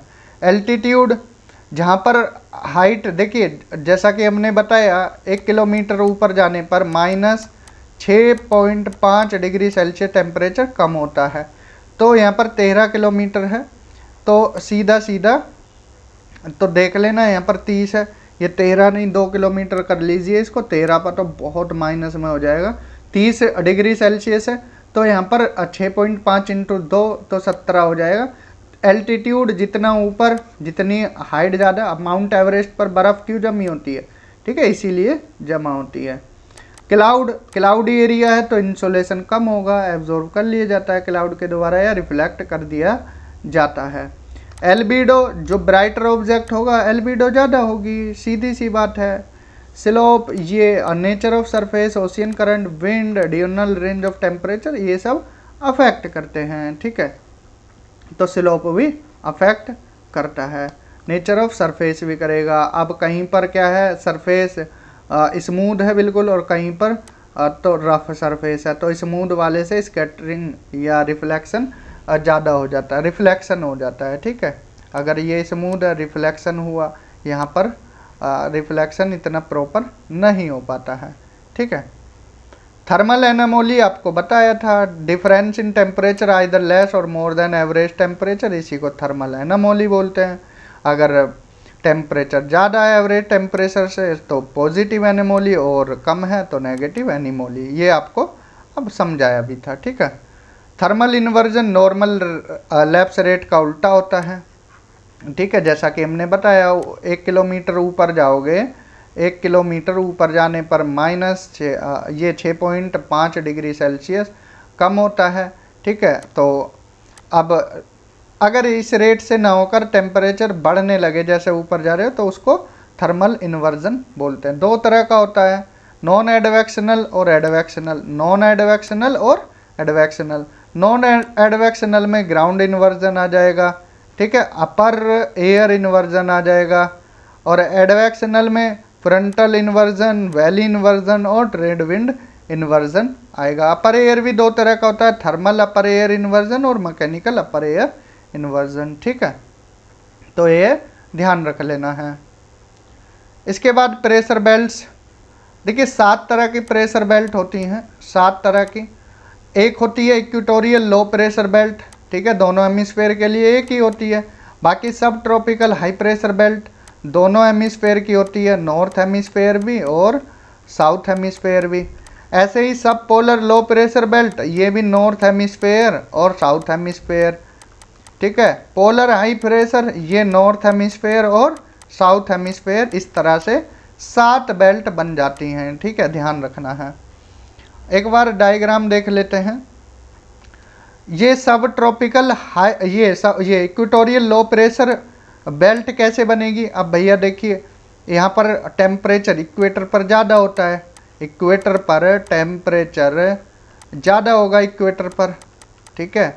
अब टेम्परेचर ज़्यादा होगा, हीट होगी, ठीक है, हवा गर्म होगी, वार्म एयर होगी, तो वार्म एयर इधर उधर भागने लग जाएगी, ठीक है, इधर उधर भागेगी तो वहाँ पर क्या क्या क्रिएट कर देगी? लो प्रेशर, ठीक है, इसलिए इक्वेटोरियल लो प्रेशर बेल्ट है, ठीक है। अब जो हवा है वो क्या है? ऊपर की तरफ गई, अब ऊपर की तरफ जाकर कंडेंस हो जाएगी एक तरह से। अब अर्थ मूव कर रही है वेस्ट टू ईस्ट, तो यहाँ पर जो ये हवा ऊपर गई थी वो क्या है? इधर भी जाएगी, इधर भी जाएगी, तो एक पॉइंट पर आकर फिर वो नीचे की तरफ क्या है? सबडक्ट होने लगेगी, नीचे की तरफ सबडक्ट होगी, तो यहाँ पर ये हाई प्रेशर का निर्माण करती है दोनों तरफ, नॉर्थ हेमिस्फेयर में भी और साउथ हेमिस्फेयर में भी, ठीक है। तो ये पूरी, अब इधर हाई प्रेशर है, लो प्रेशर की तरफ जाएगा तो ये एक पूरी सेल बना देती है, इसी को हेडली सेल बोला जाता है, ठीक है। अब यहाँ पर हाई प्रेशर है तो यहाँ से इधर भी गई और इधर भी जाएगी, ठीक है। अब यहाँ पर क्या है? लो प्रेशर बेल्ट बन जाती है, ठीक है, क्योंकि यहाँ हवा क्या है? ऊपर की तरफ जाएगी, इधर भी जाएगी, ये फेरल सेल और ऊपर यहाँ पोलर सेल, ये तीनों सेल याद रखना है, ठीक है। ट्राई मेरीडियोनल सेल भी इनको बोला जाता है, ठीक है, ध्यान रखना है। समझ आया जी? ओके। ये हेडली सेल, फेरल सेल और पोलर सेल, इनको ट्राई सेलुलर मेरीडियोनल सेल भी बोलते हैं, ये ध्यान रखना है। तीनों नाम इक्वेटर के आसपास कौन सी रहेगी? इक्वेटर से 30 तक हेडली, फिर फेरल, फिर ऊपर पोलर रहेगी, ठीक। कोरियोलिस फोर्स हमने आपको बताया था, इमेजिनरी फोर्स होती है, एटमॉस्फेयर में एक्ट करती है, किसकी वजह से? रोटेशन ऑफ अर्थ की वजह से, इसको रोटेशनल फोर्स भी बोलते हैं। डायरेक्शन कैसी होती है? जो ये नॉर्थ हेमिस्फेयर में इधर राइट वाइज होती है, मीन्स क्लॉकवाइज, और इधर एंटी क्लॉकवाइज होती है, ठीक है, साउथ हेमिस्फेयर में, ये ध्यान रखना है, ठीक है। नॉर्थ में क्लॉकवाइज और इधर एंटी क्लॉकवाइज, ये ध्यान रखना है। Highest deflection toward pole and less toward equator, सबसे ज़्यादा डिफ्लेक्शन कहाँ होगा? पोल पर होगा, और सबसे कम इक्वेटर पर होगा, इसलिए इक्वेटर पर शांत पेटी बनती है, डोलड्रम बनता है, ध्यान रखना है, ठीक है। करेक्टरिस्टिक्स ऑफ प्रेशर बेल्ट एक बार देख लेते हैं। इक्वेटोरियल लो प्रेशर बेल्ट 0 से 10 होता है दोनों हेमिस्फेयर में। थर्मली इंड्यूस्ड प्रेशर बेल्ट होती है, थर्मल इन द सेंस की, जैसे हमने बताया, हीट ज़्यादा तो गर्म हवा होगी, इधर उधर फैलेगी, तो थर्मली इंड्यूस्ड प्रेशर बेल्ट है। 100% इंसोलेशन रिसीव्ड करती है। जोन ऑफ एक्सट्रीम क्लाउडीनेस है, ठीक है, क्लाउड ज़्यादा होते हैं। बायोडाइवर्सिटी रिच होती है और कन्वर्जेंस एंड साइक्लोनिक कंडीशन देखने को मिलती हैं, ठीक है। यहाँ पर एयर क्या है? मिक्स होती है। अब सब ट्रॉपिकल हाई प्रेशर बेल्ट 25 से 35, इंसोलेशन 90% है, ठीक है, और जोन ऑफ डाइवर्जेंस है, एंटी साइक्लोनिक कंडीशन बनती है, इम्पोर्टेंट है, एंटी साइक्लोनिक कंडीशन बनती है यहाँ पर। हाई प्रेशर है ना, तो हवा क्या है यहाँ से, ठीक है, यहाँ मर्ज होती है, हवा यहाँ मर्ज होती है, उधर डाइवर्ज हो रही थी, लो प्रेशर बनाती है, यहाँ हाई प्रेशर क्रिएट कर देती है, ठीक है। जब हाई प्रेशर होगा तो हवा, फिर हवा इधर उधर जाएगी, ठीक है, ऊपर से आकर हवा यहाँ आ गई, हाई प्रेशर बना, फिर हवा इधर उधर जाने लगेगी सरफेस पर। दोनों चीज़ें ध्यान रखनी है। तो सरफेस पर इधर उधर जाएगी, एंटी साइक्लोनिक कंडीशन बना देगी। देखो फिर से बताते हैं, थोड़ा सा इसमें फंस जाते हैं बच्चे, फिर समझ नहीं आता। ग्राउंड पर लो प्रेशर होगा यहाँ पर, और ऊपर एटमॉस्फेयर पर हाई प्रेशर होगा। ठीक है, यहाँ ग्राउंड पर हाई प्रेशर होगा तो ऊपर लो प्रेशर होगा। अब ग्राउंड पर हाई प्रेशर है तो हवा इधर उधर जाएगी, एंटी साइक्लोनिक कंडीशन ग्राउंड पर है, ध्यान रखना ये चीज। ठीक, समझ आया। तो यहाँ पर ग्राउंड पर एंटी साइक्लोनिक कंडीशन होती है, हवा इधर उधर जाती है, तो इसलिए यहाँ पर ट्रॉपिकल डेजर्ट देखने को मिलते हैं 25 से 35 के बीच में। चाहे सहारा डेजर्ट हो, थार डेजर्ट हो, ये सारे डेजर्ट यहाँ देखने को मिल जाएंगे। और इसी को हॉर्स लैटिट्यूड 25 से 35 को हॉर्स लैटिट्यूड बोलते हैं। हॉर्स लैटिट्यूड क्यों बोलते हैं भैया? अब 35 डिग्री से 25 डिग्री से 35 डिग्री के बीच हवाएं क्या हैं, ऊपर से आकर टकराती हैं। अब ये है समुद्र। ठीक है, जो ट्रेडर्स लोग होते थे पहले वो नाव लेकर आते थे। अब नाव में जो बड़ी बड़ी नाव होती थी, शिप होते थे, उसमें उनके घोड़े भी होते थे। क्या होते थे? घोड़े भी होते थे। अब जब हवा ऊपर से प्रेशर लगाएगी तो डूबने का खतरा होता था, तो इसलिए ये अपने घोड़ों की रस्सी खोलकर यहीं पर छोड़ देते थे समुद्र के अंदर, इसलिए इसको हॉर्स लैटिट्यूड बोला जाता है। ठीक है, कॉन्सेप्चुअल बातें हैं, ध्यान रखना। ठीक है, क्लियर हुआ। फिर आती है सब पोलर लो प्रेशर बेल्ट। ठीक है, 60 से 65 डिग्री, इंसोलेशन 40 डिग्री, ये डायनेमिकली इंड्यूस्ड प्रेशर बेल्ट है। जो इक्वेटोरियल वाली थी वो थर्मली थी, ये डायनेमिकली है। Zone of convergence of warm और कोल्ड विंड यहाँ मिलती हैं। फ्रंट का निर्माण होता है, zone of formation, jet stream, front और टेम्परेट साइक्लोन यहीं बनते हैं। लो प्रेशर, ये पोलर हाई प्रेशर बेल्ट 75 से 90, insolation 25%, thermally induced pressure belt है। ठीक है, क्योंकि बर्फ़ इतनी पड़ती है तो भैया यहाँ ठंड होती है। ठीक है, और यहाँ पर हाई प्रेशर बनता है। कोरियोलिस फोर्स सबसे ज़्यादा पोल पर होती है और पोलर वर्टेक्स बनते हैं। ठीक है, zone of polar vertex. Wind की कैरेक्टरिस्टिक से देखें, इक्वेटोरियल वेस्टर्लीज 0 से 10, मोस्ट वीक और फीबल विंड होती हैं। ठीक है, अगर थोड़ी विंड होती भी हैं, हालांकि ये शांत पेटी होती है एक तरह से, लेकिन होती भी हैं विंड तो वेस्ट से ईस्ट की तरफ मूव करती हैं। ठीक है, वेस्ट से ईस्ट की तरफ। Blowing with rotation of earth, जैसे अर्थ रोटेशन करती है ऐसे विंड यहाँ पर रोटेट करते। कोई वेदर फिनोमिना कंडीशन देखने को मिलती नहीं है। ITCZ बनता है, इंटर ट्रॉपिकल कन्वर्जेंट जोन, और रिलेटिवली वार्म होती है नेचर में। ठीक है, पहली क्लियर। अब दूसरी आती है ट्रेड विंड। दूसरी क्या आती है? Trade wind. ये 10 से 25 डिग्री दोनों हेमिस्फेयर में। ठीक है, billowing in a particular path, एक पर्टिकुलर पाथ होता है, और हेल्प इन ट्रेड और कॉमर्स में हेल्प करती हैं। डायरेक्शन इनकी होती है नॉर्थ हेमिस्फेयर में, नॉर्थ ईस्ट से साउथ वेस्ट ऐसे। ठीक है, 10 से ये हो गई 10 से 25। तो अगर ये नदर्न हेमिस्फेयर है, अब ये 0 डिग्री हो गई है, और ये 10 से, मान लीजिए डायग्राम थोड़ा इधर उधर बनना है, इसको इरेज करके दूसरा बनाते हैं। ठीक है, अच्छा सा एक समझाने के पर्पज से आपको ये एक ही समझा देते हैं। ठीक है, 10 से 25। अब ये है क्या? North hemisphere. ठीक है, इसकी डायरेक्शन, अब आपको डायरेक्शन पता होनी चाहिए, नॉर्थ है, साउथ है, ईस्ट है, वेस्ट है। तो यहाँ बोला है नॉर्थ ईस्ट से हवा चलेगी, तो भैया ये इसका नॉर्थ ईस्ट है, ऐसे हवा चली, और साउथ वेस्ट, ये साउथ वेस्ट पे टकराई। जहाँ से चलती है ये डायरेक्शन याद रखना, पूछ ली जाती है, नॉर्थ ईस्ट। ठीक है, और इधर जो सदर्न हेमिस्फेयर में इधर साउथ ईस्ट से चलती है। ठीक है, ये ध्यान रखना डायरेक्शन। आपको दिखाएंगे अभी आगे, बना रखा है हमने, विंड का भी पूरा डायग्राम बना रखा है। ठीक है, ये ध्यान रखना है आपको, बस इतना ध्यान रखना है, डायरेक्शन इनकी पूछ ली जाती हैं। ठीक है, तो आप इनमें कंफ्यूज मत होना। अगर कंफ्यूज हो गए, देखो ये यहाँ पर हमने वैसे बना रखी है, और नॉर्थ ईस्ट से ये साउथ वेस्ट की तरफ। तो ये विंड की डायरेक्शन आपको पता होनी चाहिए, ठीक है, क्लियर। आप देखते हैं आगे, रेस्पॉन्सिबल होती है डेजर्ट फॉर्मेशन के लिए कौन से, ट्रेड विंड, ये हमने बताया था। फिर आती है वेस्टर्लीज भैया। वेस्टर्लीज हाईएस्ट वेलोसिटी विंड होती है 35 से 60 डिग्री के बीच लैटिट्यूड में, डायरेक्शन साउथ वेस्ट से नॉर्थ ईस्ट, ठीक है, डायग्राम एक आएगा वहाँ दिखा देंगे, और साउथ हेमिस्फीयर में नॉर्थ वेस्ट से साउथ ईस्ट चलती है। रिलेटिवली वार्मर होती है but less than trade wind, trade wind के मुकाबले ये क्या है, कम वार्मर होती है लेकिन थोड़ी वार्म होती है, वेलोसिटी इसकी ज़्यादा होती है। सदर्न हेमिस्फीयर में इसको अलग अलग नामों से जाना जाता है, रोरिंग 40s 40 डिग्री पर, साउथ हेमिस्फीयर में रोरिंग 40s बोला जाता है।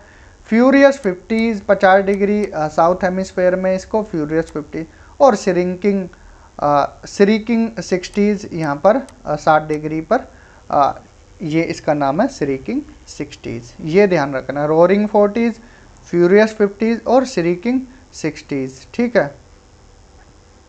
फिर आती है पोलर ईस्टर्ली 75 से 65 से 75, डायरेक्शन नॉर्थ ईस्ट से साउथ वेस्ट, और सदर्न हेमिस्फीयर में साउथ ईस्ट से north west. Most deflected wind होती है, एक्सट्रीमली कोल्ड विंड होती है, विंटर में स्ट्रॉन्ग होती है, और 0% मॉइस्चर होता है, और प्रेसिपिटेशन के रूप में ये स्नोफॉल करती है, मतलब बर्फबारी होती है, ठीक है। विंड, विंड है क्या आखिर, इतनी देर से हम पढ़ रहे हैं। हॉरिजॉन्टल मूवमेंट है एयर का, जब मूवमेंट करे हाई प्रेशर से लो प्रेशर की तरफ, तो इसको, जब एयर हाई प्रेशर से लो प्रेशर की तरफ चले इसको विंड बोला जाता है। इसको एटमॉस्फेरिक सर्कुलेशन या एटमॉस्फेरिक डिस्टर्बेंस भी बोला जाता है। ट्रांसफर करती है हीट और मॉइस्चर, और डेविएशन किसकी वजह से होता है, कोरियोलिस फोर्स की वजह से। ये कुछ बातें ध्यान रखना है। फैक्टर कौन कौन से अफेक्ट करते हैं origin and movement of wind को। पहला प्रेशर ग्रेडियंट फोर्स, अगर प्रीवियस क्लास नहीं देखी है तो वो देखना, हमने आइसोबार बताया था, ठीक है, आइसोबार बताया था, ये आइसोबार्स हैं। विंड की डायरेक्शन बताई थी, विंड की डायरेक्शन आपको, ठीक है, और प्रेशर ग्रेडियंट फोर्स भी बताया था, ठीक है, ये भी परपेंडिकुलर होता है आइसोबार के। Closer isobar steeper pressure difference higher pressure gradient force, तो जितने क्लोजर आइसोबार होंगे और प्रेशर डिफरेंस उतना ज़्यादा होगा, स्टीपर होगा, और यहाँ पर हाई प्रेशर ग्रेडियंट फोर्स बनेगी, ये ध्यान रखना है, ठीक है। फ्रिक्शनल फोर्स, फ्रिक्शनल लेयर, ये क्या करता है, अगर लेयर फ्रिक्शनल है तो विंड की वेलोसिटी को कम कर देगा, ठीक है, और रिड्यूस डिफ्लेक्शन और अफेक्ट कोरियोलिस फोर्स को भी अफेक्ट करेगा, ठीक है, ये ध्यान रखना है। अब मान लीजिए आप दौड़ रहे हो, आगे कुछ चीज़ आ गई, ठीक है, फ्रिक्शन लगा, ठीक है, रुक गए, या पैरों में रगड़ लग रही है, तो आपकी स्पीड कम हो जाएगी, ऐसे ही विंड की। सेंट्रीपिटल फोर्स, सेंट्रीपिटल वो होती है जब चारों तरफ की हवा एक एरिया पर आकर मर्ज हो जाए, जोन ऑफ कन्वर्जेंस, ठीक है, यहाँ साइक्लोनिक कंडीशन बनती है सेंट्रीपिटल पर। सेंट्रीफ्यूगल पर एंटी साइक्लोनिक, क्योंकि हाई प्रेशर है तो हवा इधर उधर भागेगी, ठीक है, विंड यहाँ से डाइवर्स कर जाएगी। कोरियोलिस फोर्स ये अफेक्ट करती है डायरेक्शन को, ना कि वेलोसिटी को। देखिए हमने बार बार बताया विंड की वेलोसिटी को अफेक्ट नहीं करती है कोरियोलिस फोर्स, ठीक है, किसको करती है, सिर्फ डायरेक्शन को। क्लॉकवाइज होती है नॉर्थ हेमिस्फीयर में, एंटी क्लॉकवाइज साउथ हेमिस्फीयर में। जियोस्ट्रोफी विंड बताया था, ये क्या है, आइसोबार्स हैं। जब विंड क्या है, पूरी तरह से डिफ्लेक्ट हो, ऐसे डिफ्लेक्ट होते होते ये क्या है, पैरेलल हो जाए एक तरह से किसके, आइसोबार के, उसको जियोस्ट्रोफी फोर्स या जियोस्ट्रोफी विंड बोलते हैं। डायरेक्शन ऑफ विंड कंप्लीटली, ये परपेंडिकुलर नहीं है, पैरेलल है, पैरेलल टू आइसोबार्स, ठीक है। हायर एटमॉस्फेयर में होती है 8 से 10 किलोमीटर, यहाँ विंड वेलोसिटी मैक्सिमम होती है, ये ध्यान रखना है, ठीक है। यहाँ परपेंडिकुलर नहीं, पैरेलल है, ठीक, पैरेलल है, ठीक। अब देखते हैं एटमॉस्फेरिक सर्कुलेशन, प्राइमरी विंड क्या होती है, सेकेंडरी और टर्शियरी, ठीक है। प्राइमरी, इसको प्राइमरी सर्कुलेशन बोलते हैं, ट्रैवल करती है सेम डायरेक्शन में, ठीक है, blowing between two permanent pressure belt के बीच में, साल भर एक जैसी रहती है, less changeable and continuously affecting atmospheric on global scale.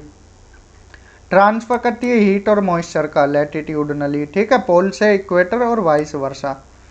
Formation of climatic reason इसकी वजह से ही बनते हैं। एग्जाम्पल है इसके trade wind, westerly, polar easterly और इक्वेटोरियल वेस्टर्लीज, ठीक है।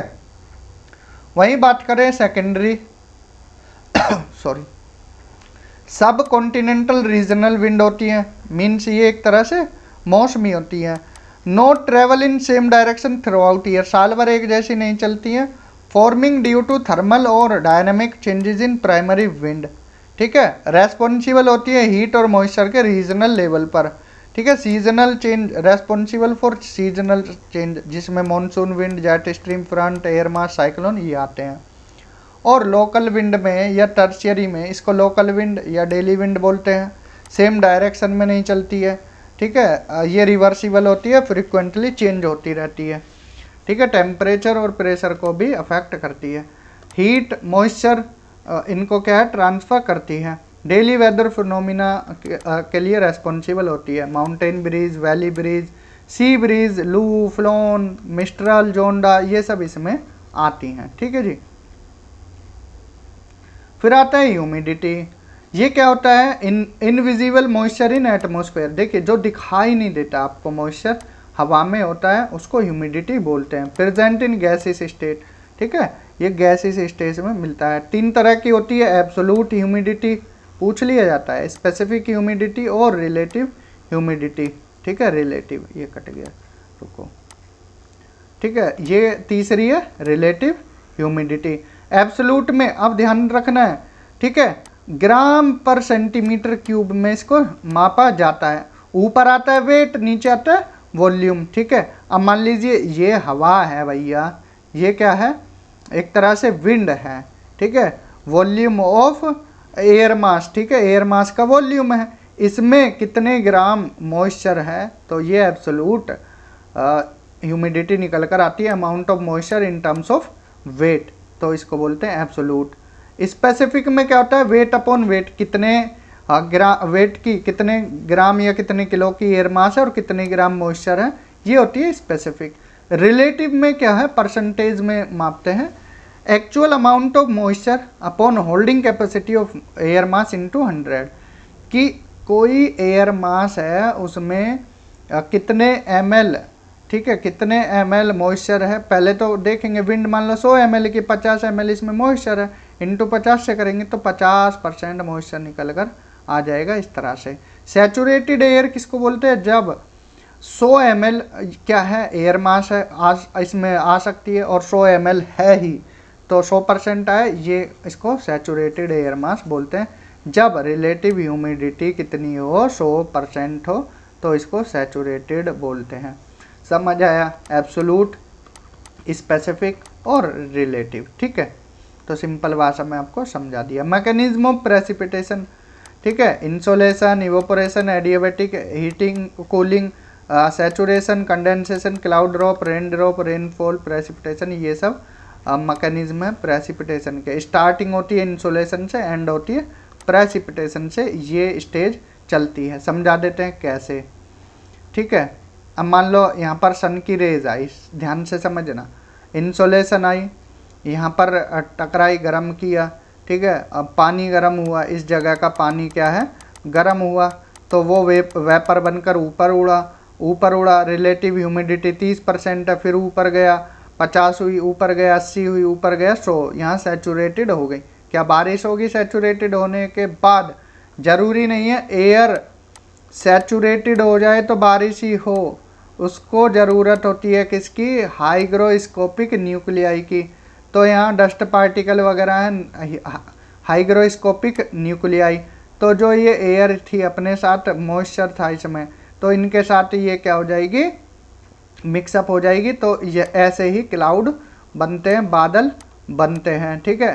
तो जब ये बादल बन जाएंगे, यहाँ वेट ज़्यादा हो जाएगा पानी का, और तो ये नीचे बरसने लगेंगे, इसी को रेनफॉल बोलते हैं। जब और ऊपर जाकर और ज़्यादा सैचुरेटेड हो जाए, ठीक है, तो रिलेटिव ह्यूमिडिटी ज़्यादा हो, सैचुरेशन और ज़्यादा हो, तो बर्फ़ बनेगी, तो उसको ओले बोल देते हैं। इस तरह से होता है, ठीक है, ये ध्यान रखना है। पहले इंसोलेशन, टेम्परेचर ज़्यादा, एटमॉस्फेयर वार्म हुआ, इवोपोरेशन हुई, वार्म एंड लाइटर गैसेस ऊपर उठी, कूलिंग एडियाबेटिकली कूल होती चली गई, ठीक है, ऊपर की तरफ कूल हुई, सैचुरेशन हुआ तो हाइग्रोस्कोपिक न्यूक्लियाई के साथ मर्ज हुई, कंडेंसेशन हुआ, अगर टिनियस्ट क्लाउड ड्रॉप्स तो वो रेन ड्रॉप में कन्वर्ट हो गई, और प्रेसिपिटेशन में बारिश भी हो सकती है, ओले भी हो सकते हैं, सारी चीज़ें आती हैं। Again adds moisture to ocean and maintain the hydrostatic equilibrium, तो ये एक तरह से साइकिल को पूरा करती है, ठीक है। फिर बारिश हो गई, पानी नीचे, फिर ऐसे ही ऊपर, ये पूरी प्रोसेस है। क्लाउड ये एग्रीगेट होता है क्लाउड पार्टिकल्स का, हाइग्रोस्कोपिक न्यूक्लियाई भी होती है, आइस क्रिस्टल, वेपर और कंडेंस मॉइस्चर सब कुछ इसमें आता है। इसी को बादल बोलते हैं। क्या बोलते हैं? बादल बोलते हैं, ठीक है। मुख्यतः 3 तरह से होते हैं। अब ये यहाँ पर गलत बन गया है, थोड़ा इसको सही करना। ऊपर पतले बादल होते हैं, पतले वाले, ठीक है, बीच में यही रहेंगे। नीचे बड़े बड़े बादल होते हैं, ठीक है, नीचे बड़े बड़े, ये उल्टा डायग्राम बन गया था, ठीक है। इस तरह से बड़े बड़े बादल नीचे देखने को मिलते हैं, ठीक है। तो नीचे से देखें, लोअर क्लाउड में क्यूमुलोनिम्बस, क्यूमुलस, स्ट्रेटोक्यूमुलस मिलते हैं। मीडियम में निम्बोस्ट्रेटस, एल्टोस्ट्रेटस, एल्टोक्यूमुलस, और हायर में सीरोस्ट्रेटस, सीरस और सीरोस्ट्रेटस और सीरस। ये बादल 9 तरह के होते हैं। ध्यान रखना है, एल्टो आए तो बीच में, सीरो या सीरस आए तो ऊपर, ठीक है, और क्यूमुलोनिम्बस ये सब आए तो ये लोअर क्लाउड होते हैं। हायर क्लाउड ये कहाँ मिलते हैं? फाउंड इन सब पोलर और पोलर रीजन में। फाइबर, फीदर, थ्रेड, धागे नुमा संरचना इनकी होती है। इनको एक तरह से लैंडलेस क्लाउड भी बोलते हैं, और प्रेसिपिटेशन स्नोफॉल के रूप में होती है। फिर आते हैं मिडिल क्लाउड। इनका ग्रे से वाइट कलर होता है, 50% मॉइस्चर होता है, 50% ice crystal. Horizontally spreaded cloud होते हैं और रेस्पॉन्सिबल होते हैं ड्रिजलिंग फॉर लॉन्गर टाइम के लिए। कहाँ मिलते हैं? मिड लैटिट्यूड और higher atmosphere of equatorial zone में लेस थंडरिंग और लाइटिंग होती है। लोअर क्लाउड घने होते हैं, डेंसर होते हैं, हैवियर होते हैं। कलर डीप ग्रे से ब्लैक होता है। ये कैसे होते हैं? कॉलीफ्लावर की तरह, ठीक है, गोभी की तरह। मॉइस्चर ह्यूज अमाउंट में होता है। साइक्लोनिक क्लाउड बर्स्ट कंडीशन बनाते हैं, और पीपीटी इक्वेटोरियल रीजन में मीन्स बारिश होती है, रेनफॉल। प्रेसिपिटेशन किसके रूप में? रेनफॉल के रूप में होती है, ठीक है। प्रेसिपिटेशन की अगर बात करें तो पहले इसमें हम रेनफॉल के बारे में बात करेंगे कि रेनफॉल, वर्षा कैसे होती है, कितने प्रकार की रेनफॉल होती है, ये सारी बातें देखेंगे। रेनफॉल में सबसे पहले कन्वेक्शनल रेनफॉल आती है। अब कन्वेक्शनल रेनफॉल कब होती है देखते हैं। अब ये सन है, सन से इंसोलेशन गई, तो यहाँ पर पानी क्या है? वार्म हुआ, ठीक है। वार्म होने के बाद ये फिर क्या है? इवोपोरेशन होगा। इवोपोरेशन होने के बाद फिर देखिए हाई इंसोलेशन है। हाई इंसोलेशन से क्या होगा? Development of strong connective currents बनेंगे, ठीक है, कन्वेक्टिव करंट्स। इसके बाद moisture laden cooling adiabatically cumulus और क्यूमुलोनिम्बस क्लाउड बनेंगे ऊपर। जब ये इवोपरेट होकर ऊपर मॉइस्चर गया, मॉइस्चर जाएगा, ठीक है, मॉइस्चर जाते जाते इसमें क्या होगा? एडियाबेटिक कूलिंग होगी, ठीक है। ऊपर क्या बनेंगे? क्यूमुलस और क्यूमुलोनिम्बस क्लाउड बनेंगे। इससे क्या है? टोरेंशियल डाउनपोर होगा, मतलब बहुत तेज़ी बारिश होगी, बहुत दिनों तक होती है और बहुत तेज़ बारिश होती है इन बादलों से। Torrential downpour with thundering and lightning, तो ये होती है कन्वेक्शनल रेनफॉल। ओरोग्राफिक रेनफॉल कैसे होती है? ओरोग्राफिक रेनफॉल, अब देखिए यहाँ से ये सी है, ये लैंड है, माउंटेन है, यहाँ से मॉइस्चर लेकर चली हवाएं, मॉइस्चर लेकर चली यहाँ आकर यह हर्डल आ गया बीच में, तो ये ऊपर की तरफ उड़ जाएंगी। ऊपर उठकर फिर यहाँ कूल होंगी, कूल होने के बाद यहाँ पर ही बारिश कर देती हैं। ज़्यादा बारिश विंडवार्ड साइड होगी, लीवर्ड साइड बहुत कम बारिश होती है। जैसे उदाहरण, मुंबई साइड अच्छी खासी बारिश होगी, वहीं पुणे लीवर्ड साइड में पड़ता है, यहाँ कम बारिश होती है। मॉइस्चर लेडन विंड्स ऊपर उठी, फॉर्मेशन होगा क्यूमुलोनिम्बस और क्यूमुलस क्लाउड का, यहाँ भी हैवी रेनफॉल होगी थंडर और लाइटनिंग के साथ। ये होती है ओरोग्राफिक जो माउंटेन से रिलेटेड है। जब हम माउंटेन बिल्डिंग पढ़े, ओरोजेनी पढ़े थे ना, तो ये माउंटेन को ही बोलते हैं। फिर थर्ड वन है फ्रंटल रेनफॉल। जब कोल्ड फ्रंट और वार्म फ्रंट यहाँ पर मर्ज करेंगे, ये 75 से 65 डिग्री लैटिट्यूड की तरफ है और ये इधर वार्म एयर आ रही है 35 से, तो वार्म एयर ऊपर की तरफ उठ जाएगी, कोल्ड सब नीचे की तरफ सबडक्ट करेगी, वार्म ऊपर जाकर फिर ठंडी होगी, ठंडी होने के बाद कंडेंस होगी और बारिश होगी, तो ये होती है फ्रंटल रेनफॉल।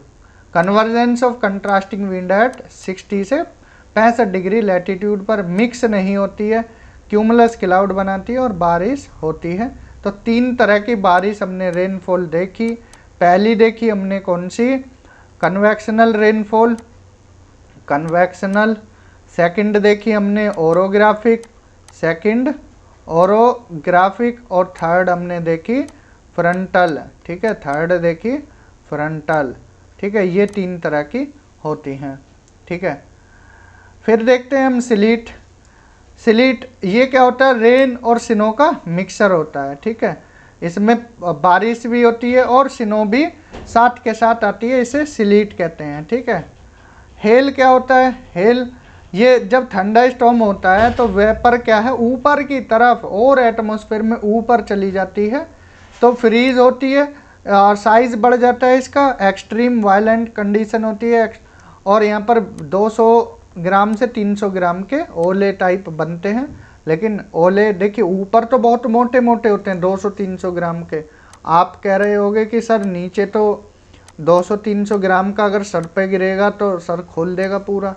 तो भैया ऊपर से जब नीचे की तरफ आते हैं इतने मोटे मोटे गोले बर्फ़ के, तो फ्रिक्शन होती है, हवा भी तो चलती रहती है ना, फ्रिक्शन की वजह से ये नीचे आकर बहुत छोटे हो जाते हैं। ऊपर हेलिस्टॉर्म होते हैं, नीचे आते आते हेल हो जाते हैं, ठीक है। ये ध्यान रखना है, ऊपर बहुत मोटे मोटे होते हैं, ठीक, ध्यान रखना है।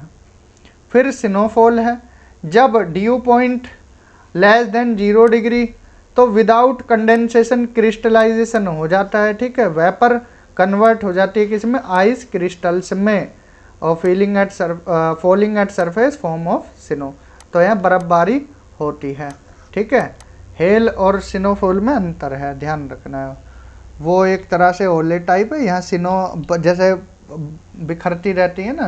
आप जब घूमने जाओगे मनाली, शिमला या लद्दाख साइड, तो वहाँ पर बर्फ़ देखने को, स्नोफॉल देखने को मिलेगा।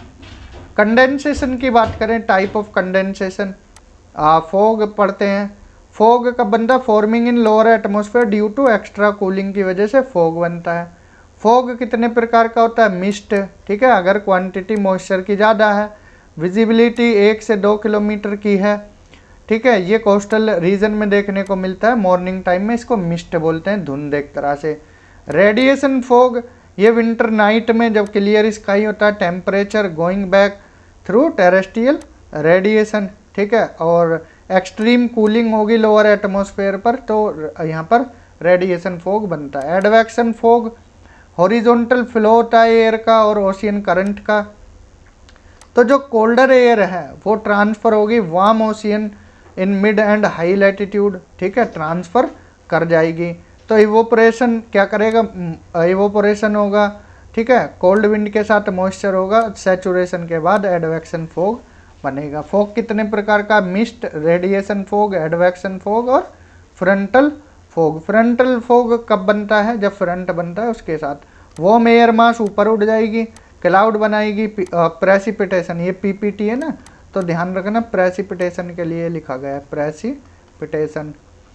तो moisture comes down in lower atmosphere through fronts, cold air mass saturating होगी और कंडेंसेशन होगा, ठीक है, और इसका फ्रंटल फॉग का फॉर्मेशन होगा। फिर है स्टीम फॉग। स्टीम फॉग का बनता है वाटर बॉडीज के अलोंग, ठीक है, कोल्डर रीजन में इवोपोरेशन दिन में होता है और नाइट में कूलिंग होती है, ठीक है, इसके और ऊपर की तरफ कूलिंग होती है, तो वहाँ स्टीम फॉग बनाता है। अब स्लो फॉग, इन्वर्टेड फॉग है, due to transfer of moisture तो ये कहाँ, कोल्डर रीजन में, ठीक है। लोकल हीटिंग होगी, मॉइस्चर होगा, थ्रू ऊपर की तरफ फेंक देगा तो अपर एटमॉस्फेयर में कंडेंस होगा और बनाएगा अपसिल ऑफ फॉग, ठीक है। ये फॉग के प्रकार थे। स्मॉग की अगर बात करें तो स्मोक प्लस फॉग, ये स्मॉग होता है। स्मॉग कैसे बनेगा, स्मोक प्लस फॉग, ठीक है, ये ध्यान रखना है। विजिबिलिटी इसकी 50 मीटर से भी कम होती है स्मोक की। आँख के लिए, गले के लिए, लीवर के लिए, रेस्पिरेटरी सिस्टम के लिए बहुत हानिकारक होता है। ड्यू टेम्परेचर जब 0 डिग्री सेल्सियस हो, condensation over surface of object visible in minute form, तो उसको ड्यू ओस बोलते हैं, ठीक है। जब टेम्परेचर 0 डिग्री हो तो ये ओस की बूंदें देखी होंगी ना सुबह के टाइम, ठीक है। फ्रोस्ट, इसको पाला बोलते हैं, पाला, ठीक है।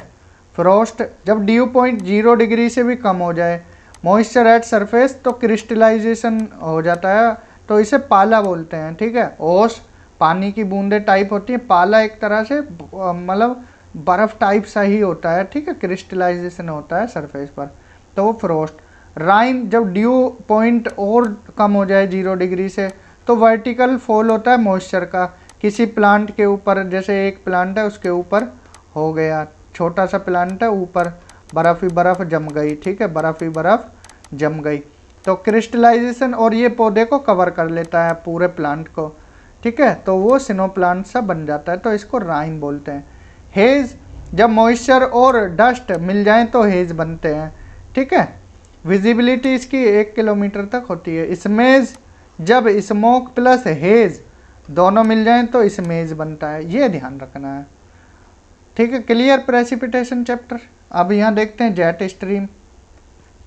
जेट स्ट्रीम क्या होता है, अपर एयर सर्कुलेशन होती है, ठीक है, हाई स्पीड से ब्लो करती है due to strong thermal contrast. अब देखिए कैसे बनती है जेट स्ट्रीम। अब मान लीजिए यहाँ पर कैसा टेम्परेचर है, कम टेम्परेचर है, मीन्स प्रेशर हाई है, प्रेशर हाई है तो हवा क्या है, ऊपर की तरफ चलेगी, ठीक है, हवा ऊपर की तरफ चलेगी। तो पहले फर्स्ट स्टेज में तो ये सीधी ही होती है जेट स्ट्रीम, ठीक है। रोजबी वेव किस स्टेज में बनती है, सेकंड स्टेज में, ये हम आपको बताए थे, ठीक है। तो यहाँ पर कैसा प्रेशर होगा, अगर हाई प्रेशर था तो ये चीज़ें ऊपर चली जाएंगी, ठीक है, हवा इधर उधर फैल जाएगी, तो ये स्टेज 2 में।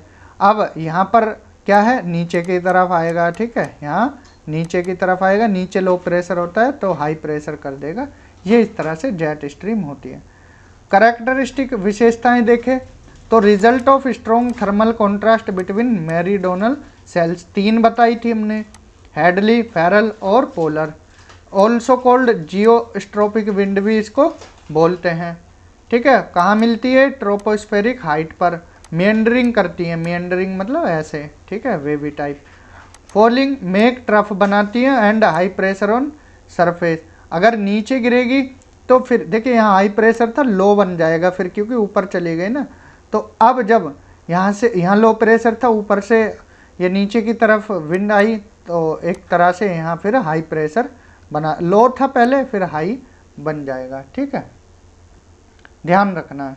जब राइज करेगी ऊपर को तो क्रस्ट बनाएगी और लो प्रेशर सरफेस पर हो जाएगा, ध्यान रखना है। Coming down due to gravity के कारण नीचे आती है, 1500 से 3000 किलोमीटर लंबी होती है, 2 से 3 किलोमीटर डीप और 10 से 12 किलोमीटर वाइड, और हाइट 8 से 12 किलोमीटर तक, ठीक है। टाइप्स सब tropical westerly jet stream, polar jet stream, polar night jet stream, tropical easterly jet stream और फिंड लेटर जेट स्ट्रीम, 5 प्रकार की जेट स्ट्रीम है, याद रखना है। एक एक कर देख लेते हैं। सब ट्रॉपिकल जेट स्ट्रीम, हाइट 10 से 12 किलोमीटर, लैटिट्यूड 30 डिग्री लैटिट्यूड पर मिलती है, सीजन समर सीजन में सब tropical westerly jet stream. Thermal contrast होता है फेरल और हेडली और फेरल सेल के बीच में, ठीक है, तो एंटी ट्रेड बनता है यहाँ, ठीक है, और क्रॉस करती है 25 डिग्री लैटिट्यूड को तो जियोस्ट्रोपिक बन जाती है, ठीक है। तो ये क्या है, वेस्टर्ली विंड की तरह, फेरल और Hadley cell involve with anti trade and westerlies, इसको ही सब ट्रॉपिकल वेस्टर्ली जेट स्ट्रीम बोलते हैं, ऊपर एटमॉस्फेयर में चलती है। किस में, अगर आपको पूछा जाए कौन सी लेयर में, ट्रोपोस्फेयर में, ठीक है, ट्रोपोस्फेयर में। ये चीज़ें ध्यान रखना। वेदर पर इफेक्ट क्या पड़ेगा, ट्रॉपिकल डेजर्ट बनाएगा वेस्टर्न पार्ट पर, and temperate cyclone coming India form, western disturbance जो आती है तो बारिश होती है सर्दी के टाइम में भारत में। Polar night jet stream, height 20 से 25 किलोमीटर, विंटर नाइट में, रीजन पोलर एरिया में, थर्मल कॉन्ट्रास्ट होता है ozone layer and lower stratosphere के बीच में, फॉर्मेशन होता है स्ट्रॉन्ग थर्मल फ्लो का, और यही पोलर नाइट जेट स्ट्रीम में, ध्यान रखना। वेदर पर इफेक्ट, इम्प्रॉपर डिस्ट्रीब्यूशन होता है ओजोन का, ओजोन लेयर डेप्लीट करती है, स्ट्रॉन्ग यूवी रेज एंटर कर जाती हैं और सरफेस टेम्परेचर बढ़ जाता है, ग्लेशियर मेल्ट करते हैं, फ्लड आती है और भुखमरी टाइप की सिचुएशन बन जाती है। Polar frontal jet stream latitude 60 से 65, पोलर ईस्टर्ली और ट्रॉपिकल वेस्टर्लीज जब कन्वर्ज करती हैं, मिक्स नहीं होती हैं, ये ध्यान रखना, कन्वर्ज करती हैं ओनली, तो फ्रंट बनाती हैं। पोलर फ्रंटल नाम इसीलिए है। वेवी नेचर की होती हैं, रोज भी वेव का ओरिजिनेट होती है यहाँ। Polar frontal jet stream stage बता देते हैं। पहली स्टेज में स्टेशनरी फ्रंट होता है, स्टेज 2 में रोज भी वेव बनती हैं, ये पूछा जाता है। स्टेज 3 में और ज़्यादा मियंडरिंग करती हैं, वार्म नीचे कोल्ड ऊपर, ठीक है, नहीं सॉरी, वार्म ऊपर कोल्ड नीचे, ये जो ग्रीन में दिखाया जा रहा है बना देते हैं, ठीक है, ऐसे मियंडरिंग करती है ना, ज़्यादा मियंडरिंग हो जाती है, तो ये वार्म ऊपर कोल्ड नीचे ऐसे, ठीक है, पोलर फ्रंटल जेट स्ट्रीम है ये, ठीक। वेदर पर इफेक्ट क्या होगा, ओरिजिन ऑफ डेवलपमेंट, साइक्लोन बनेगा, precipitation is also not very uniform, precipitation भी यूनिफॉर्म नहीं होगी। 4th स्टेज के बाद फिर स्टेशनरी फ्रंट बन जाता है और ये फिर ख़त्म हो जाती है, मतलब नीचे की तरफ। तो ये क्लियर हुआ। यहाँ से क्वेश्चन ये बनते हैं, रोजवी वेव कौन सी स्टेज में होती है। अब देख लेते हैं एयर मास।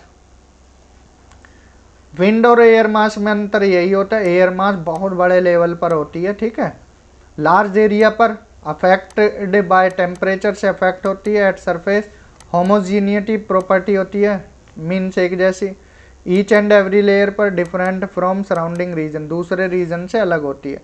किसी एक रीजन की एयर मास अलग है, दूसरे रीजन की एयर मास अलग है, ठीक है।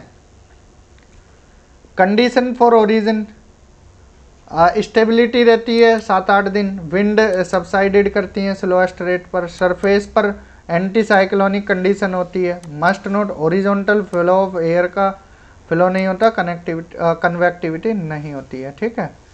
करेक्टरिस्टिक विशेषताएं, 500 से लेकर 1500 किलोमीटर तक, हाइट 8 किलोमीटर और एक्सपेंड लाखों स्क्वायर किलोमीटर तक होता है, परमानेंट विंड का पार्ट है, temperature high and lesser at surface और लोअर लेवल ऑफ एटमॉस्फेयर पर कम होता है और टेम्परेचर सरफेस पर हाई होता है, ठीक है।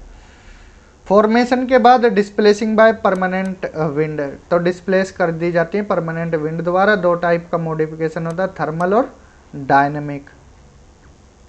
थर्मल में if air mass entering more warmer और मोर कोल्डर सरफेस, तो थर्मल चेंज अकर होता है, ठीक है। Maritime air mass and transferring, जो मैरीटाइम एयर मास है वो ट्रांसफरिंग होती है कॉन्टिनेंट पर, ठीक है, मैरीटाइम एयर मास ध्यान रखना है। डायनेमिक, अगर एयर मास राइज करता है माउंटेन के ऊपर तो सबसाइडिंग हो जाती है वैली टाइप पर, trapping themselves in cyclonic condition, तो ये डायनेमिक मॉडिफिकेशन है, ठीक। ट्रीवार्था ने इनको फर्दर डिवाइड किया है टेम्परेचर के बेस पर, वार्म कोल्ड, वार्म को W से और कोल्ड को K से डिनोट किया है। सरफेस के नेचर पर मैरीटाइम और कॉन्टिनेंट, मैरीटाइम M से, कॉन्टिनेंट C से। लोकेशन के बेसिस पर पोलर और ट्रॉपिकल, पोलर P से, ट्रॉपिकल T से। सिचुएशन के बेस पर S से स्टेबल, U से अनस्टेबल, ये ध्यान रखना, बस नाम याद रखना। ट्रीवार्था ने ये इनका क्लासिफिकेशन किया है एयर मास का, पूछ लिया जाता है। अब देख लेते हैं फ्रंट। जैसा कि हमने बताया विंड क्या है, एक अलग अलग डायरेक्शन में होती हैं, तो वार्म विंड 35 से 60 की तरफ चलती हैं और कोल्ड विंड पोलर एरिया से आती हैं 75 से 65 की तरफ। तो यहाँ ट्रांजिशन जोन बना देती हैं, एक तरफ से वार्म आई, ठीक है, एक तरफ से कोल्ड आई, तो यहाँ पर ये मिक्स नहीं होंगी, कन्वर्ज हो जाती हैं। यहाँ पर क्या है, ट्रांजिशन जोन बन जाता है, ट्रांजिशन जोन, और इसी को फ्रंट बोलते हैं। फ्रंट 60 से 65 डिग्री के बीच में बनता है। एयर मासेस किस किस के बीच में, ट्रॉपिक और पोलर रीजन के बीच में। कॉन्ट्रास्ट होती है, मिक्स नहीं होती है, ध्यान रखना ये इंपॉर्टेंट है। और जोन ऑफ लो प्रेशर वाले को फ्रंट बोलते हैं, ठीक है।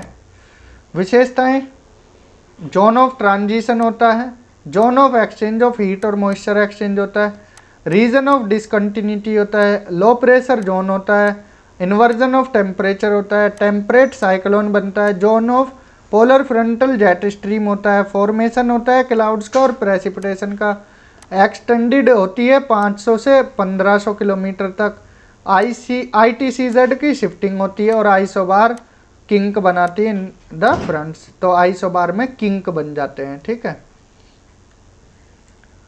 Types of front, stationary front होता है जो बिल्कुल सुस्त होता है, एक तरफ कोल्ड एक तरफ वार्म एयर, ठीक है, कोई ज़्यादा प्रभाव होता नहीं है, ठीक है। कॉन्ट्रास्टिंग एयर मास कन्वर्ज करती है without disturbing middle part static and calmness, तो इसको फ्रंटोजेनेसिस बोलते हैं। फिर कोल्ड फ्रंट कब बनता है, जब कोल्ड एयर क्या है, जो वार्म एयर की टेरिटरी है उसमें घुसने की कोशिश करती है, ठीक है। एक्टिव होती है कोल्ड एयर, विंटर में कोल्ड एयर मास एक्टिव होती है, तो स्ट्रॉन्ग क्या होता है, प्रेशर ग्रेडियंट फोर्स होता है, तो वो एंटरिंग कर जाता है वार्म टेरिटरी में, पुश करता है उसको, ठीक है, वार्म रीजन की तरफ, तो कोल्ड फ्रंट बनते हैं। सिंपली याद रखना, जब कोल्ड एयर एक्टिव तो कोल्ड फ्रंट बन जाएगा।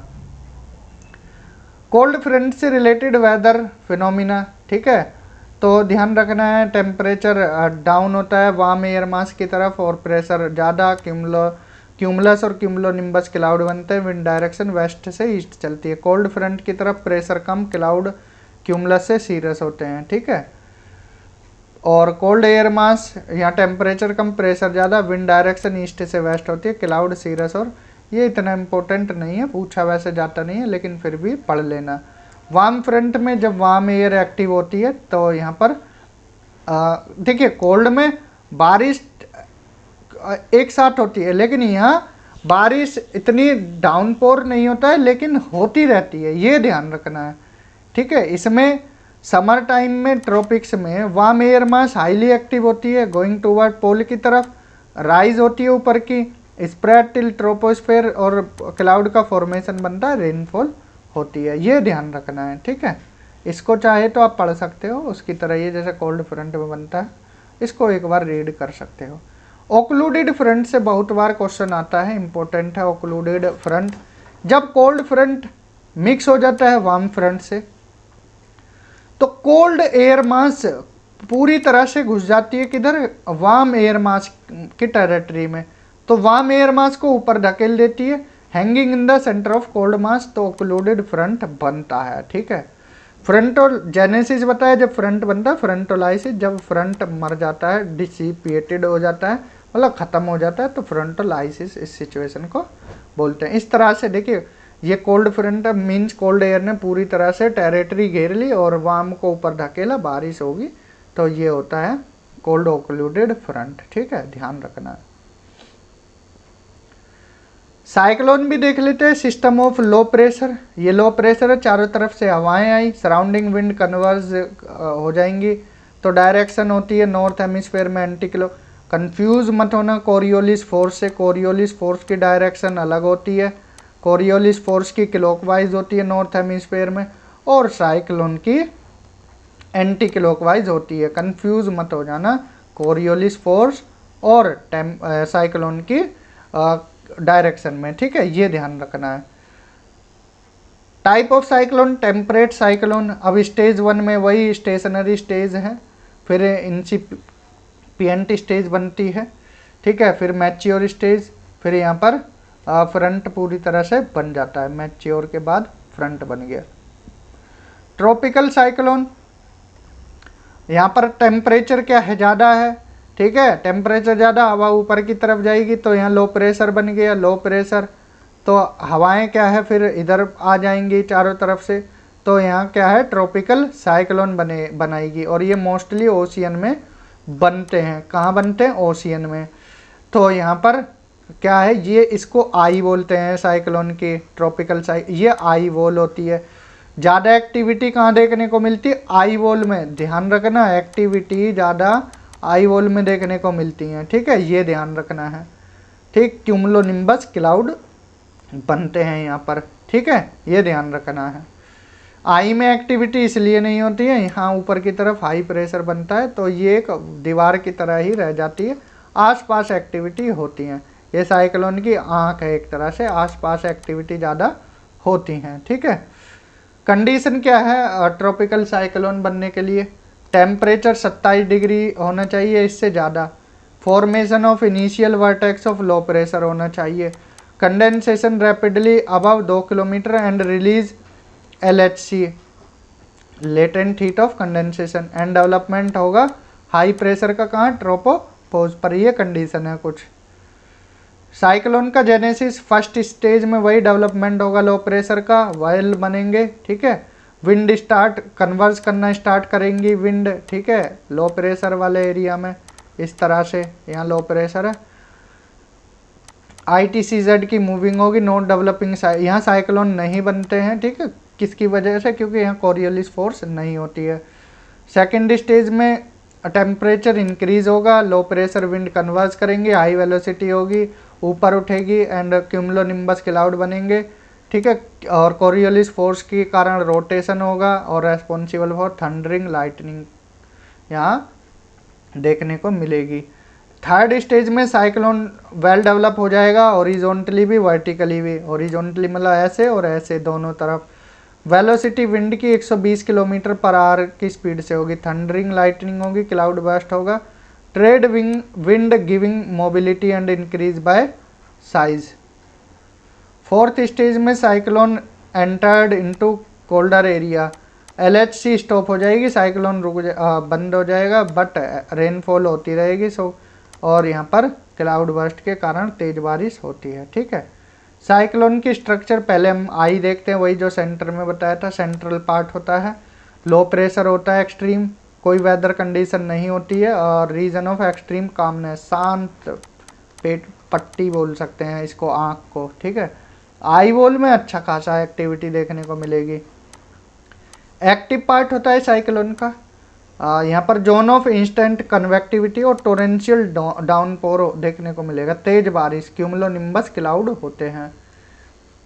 इनर रिंग में वेलोसिटी 60 किलोमीटर पर आवर से, cumulus cloud with thunder and lightning, और आउटर रिंग में फ्यू क्लाउड होते हैं, वेलोसिटी कम हो जाएगी, ड्रीजलिंग होगी और विंड की डायरेक्शन कांस्टेंट नहीं रहती है। एनुलर जोन में zone of subsidence anti cyclonic condition बनेगी और क्लियर स्काई हो जाएगा। एनुलर मतलब भारी वाला, देखो डायग्राम में देख लो एक बार, ठीक है।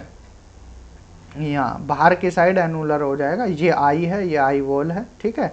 यहाँ इनर रिंग है, ये आउटर रिंग है, ठीक है, ये ध्यान रखना है। सारी चीज़ें यहाँ लिखी हुई हैं। डिफरेंस देख लेते हैं ट्रॉपिकल और टेम्परेट साइक्लोन में। टेम्परेट साइक्लोन 40 से 60 बनता है लोकेशन, और जो ट्रॉपिकल है 5 से 40 नॉर्थ हेमिस्फेयर में और 5 से 30 साउथ हेमिस्फेयर में। शिफ्टिंग करता है toward south in winter and forming over Mediterranean sea के ऊपर बनते हैं टेम्परेट साइक्लोन। 0 से 5 डिग्री पर क्यों नहीं बनता है ट्रॉपिकल साइक्लोन? क्योंकि कोरियोलिस फोर्स की एब्सेंस होती है। डायमेंशन, अब ये जो टेम्परेट साइक्लोन है 1500 से 3000 किलोमीटर होता है टेम्परेट, यहाँ लिखे देते हैं कंफ्यूज ना हो जाओ, टेम्परेट, और ये ट्रॉपिकल है, ठीक है। ट्रॉपिकल की डायमेंशन 500 से ये 500 से 1500 होगा, 500 से 1500 लिख लेना है इसको करेक्ट। ट्रोपोस्फेरिक हाइट 6 से 8 किलोमीटर, यहाँ 10 से 12 देखने को मिलती है। ओरिजिन, ये फ्रंटल कंडीशन बनता है, ये ओशियन के ऊपर बनता है, जहाँ टेम्परेचर 27 डिग्री सेल्सियस के आसपास हो या ज़्यादा हो, ठीक है। 2 एयर मास का कॉन्ट्रास्ट होता है, यहाँ लेटेंट हीट ऑफ कंडेंसेशन काम करती है, प्रेशर ग्रेडियंट 20 से 35 MB, यहाँ 80 से 120 देखने को मिलता है। वेलोसिटी यहाँ 40 किलोमीटर प्रति घंटे, यहाँ 100 से 120, कभी कभी 400 किलोमीटर प्रति घंटे सुपर साइक्लोन भी देखने को मिल जाता है। ये लैंड और ओशियन दोनों पे बनता है, टेम्परेट और ट्रॉपिकल ये ओशियन पर देखने को मिलता है। डिस्प्लेस्ड बाय वेस्टर्ली विंड के द्वारा डिस्प्लेस होता है, ये ट्रेड विंड के द्वारा डिस्प्लेस होता है। डायरेक्शन साउथ वेस्ट से नॉर्थ ईस्ट, और इसकी east and moving toward north, displacement lesser than temperate cyclone. Thermal anomaly हमने पढ़ाया था, कोई ये अर्थ सरफेस है और यहाँ पर क्या है एवरेज टेम्परेचर है। जब एवरेज टेम्परेचर वाली लाइन से टेम्परेचर ज़्यादा हो तो वो पॉजिटिव थर्मल एनोमली होती है और कम हो तो नेगेटिव थर्मल एनोमली। ठीक है, जैसे एवरेज टेम्परेचर जो 30 डिग्री नॉर्थ है उसका 35 डिग्री सेल्सियस है, तो पॉजिटिव होगी जब एवरेज टेम्परेचर जो है 30 डिग्री नॉर्थ का वो 35 डिग्री से ज़्यादा हो। यहाँ ए प्लेस का 40 है तो ये पॉजिटिव थर्मल एनोमली है, और नेगेटिव बी प्लेस पर 25 डिग्री है तो ये क्या हो जाएगा, थर्मल नेगेटिव थर्मल एनोमली। इस एनोमेलस टेम्परेचर जब इक्वल थर्मल एनोमली हो सेवरल प्लेस की तो उसको आइज एनोमोलस टेम्परेचर बोलते हैं। ठीक है, एक ही लाइन पर अरे भैया यहाँ भी 35 है यहाँ भी 35 है, मतलब एवरेज टेम्परेचर के बराबर, उसको इस एनोमलस टेम्परेचर बोलते हैं। इस anomalous line drawn on the world map joining places of equal thermal anomalies, उसको इस एनोमलस बोलते हैं। ठीक है, विंड और देख लेते हैं, फिर यहाँ क्लाइमेटोलॉजी हमारी ख़त्म होगी। ठीक है, warm and dry local wind. अब देखिए पहले गर्म देखते हैं और सूखी। लू गर्म हवा होती है, इंडिया में देखने को मिलती है। चिनूक रॉकी माउंटेन जो USA कनाडा है वहाँ देखने को मिलती है चिनूक। ठीक है, गर्म हवा होती है। ठीक है, इसको आइस एक तरह से सिनो ईटर भी बोलते हैं। क्या बोलते हैं, सिनो ईटर। ठीक है, जो रॉकीज पर बर्फ़ है उसको पिघलाती है। फ्योन ये एल्प्स माउंटेन की तरफ को चलती है स्विट्जरलैंड के आसपास। जोंडा ये अर्जेंटीना में देखने को मिलेगी। यामो ये जापान में। सांता आना ये कैलिफोर्निया USA में। सिरक्को ये north Africa Italy Spain region में। ठीक है, अलग अलग जगह पर अलग अलग नाम से जानी जाती है, जैसे खमसिन इजिप्ट में बोलते हैं, गिबली लीबिया में, चिल्ली टूनीशिया में, लेवेसे स्पेन में, और घारावी जो मिडिल पार्ट है मेडिटेरेनियन का वहाँ घारावी बोलते हैं। यहाँ जगह लिख दी है और यहाँ पर आप इनको याद कर सकते हो।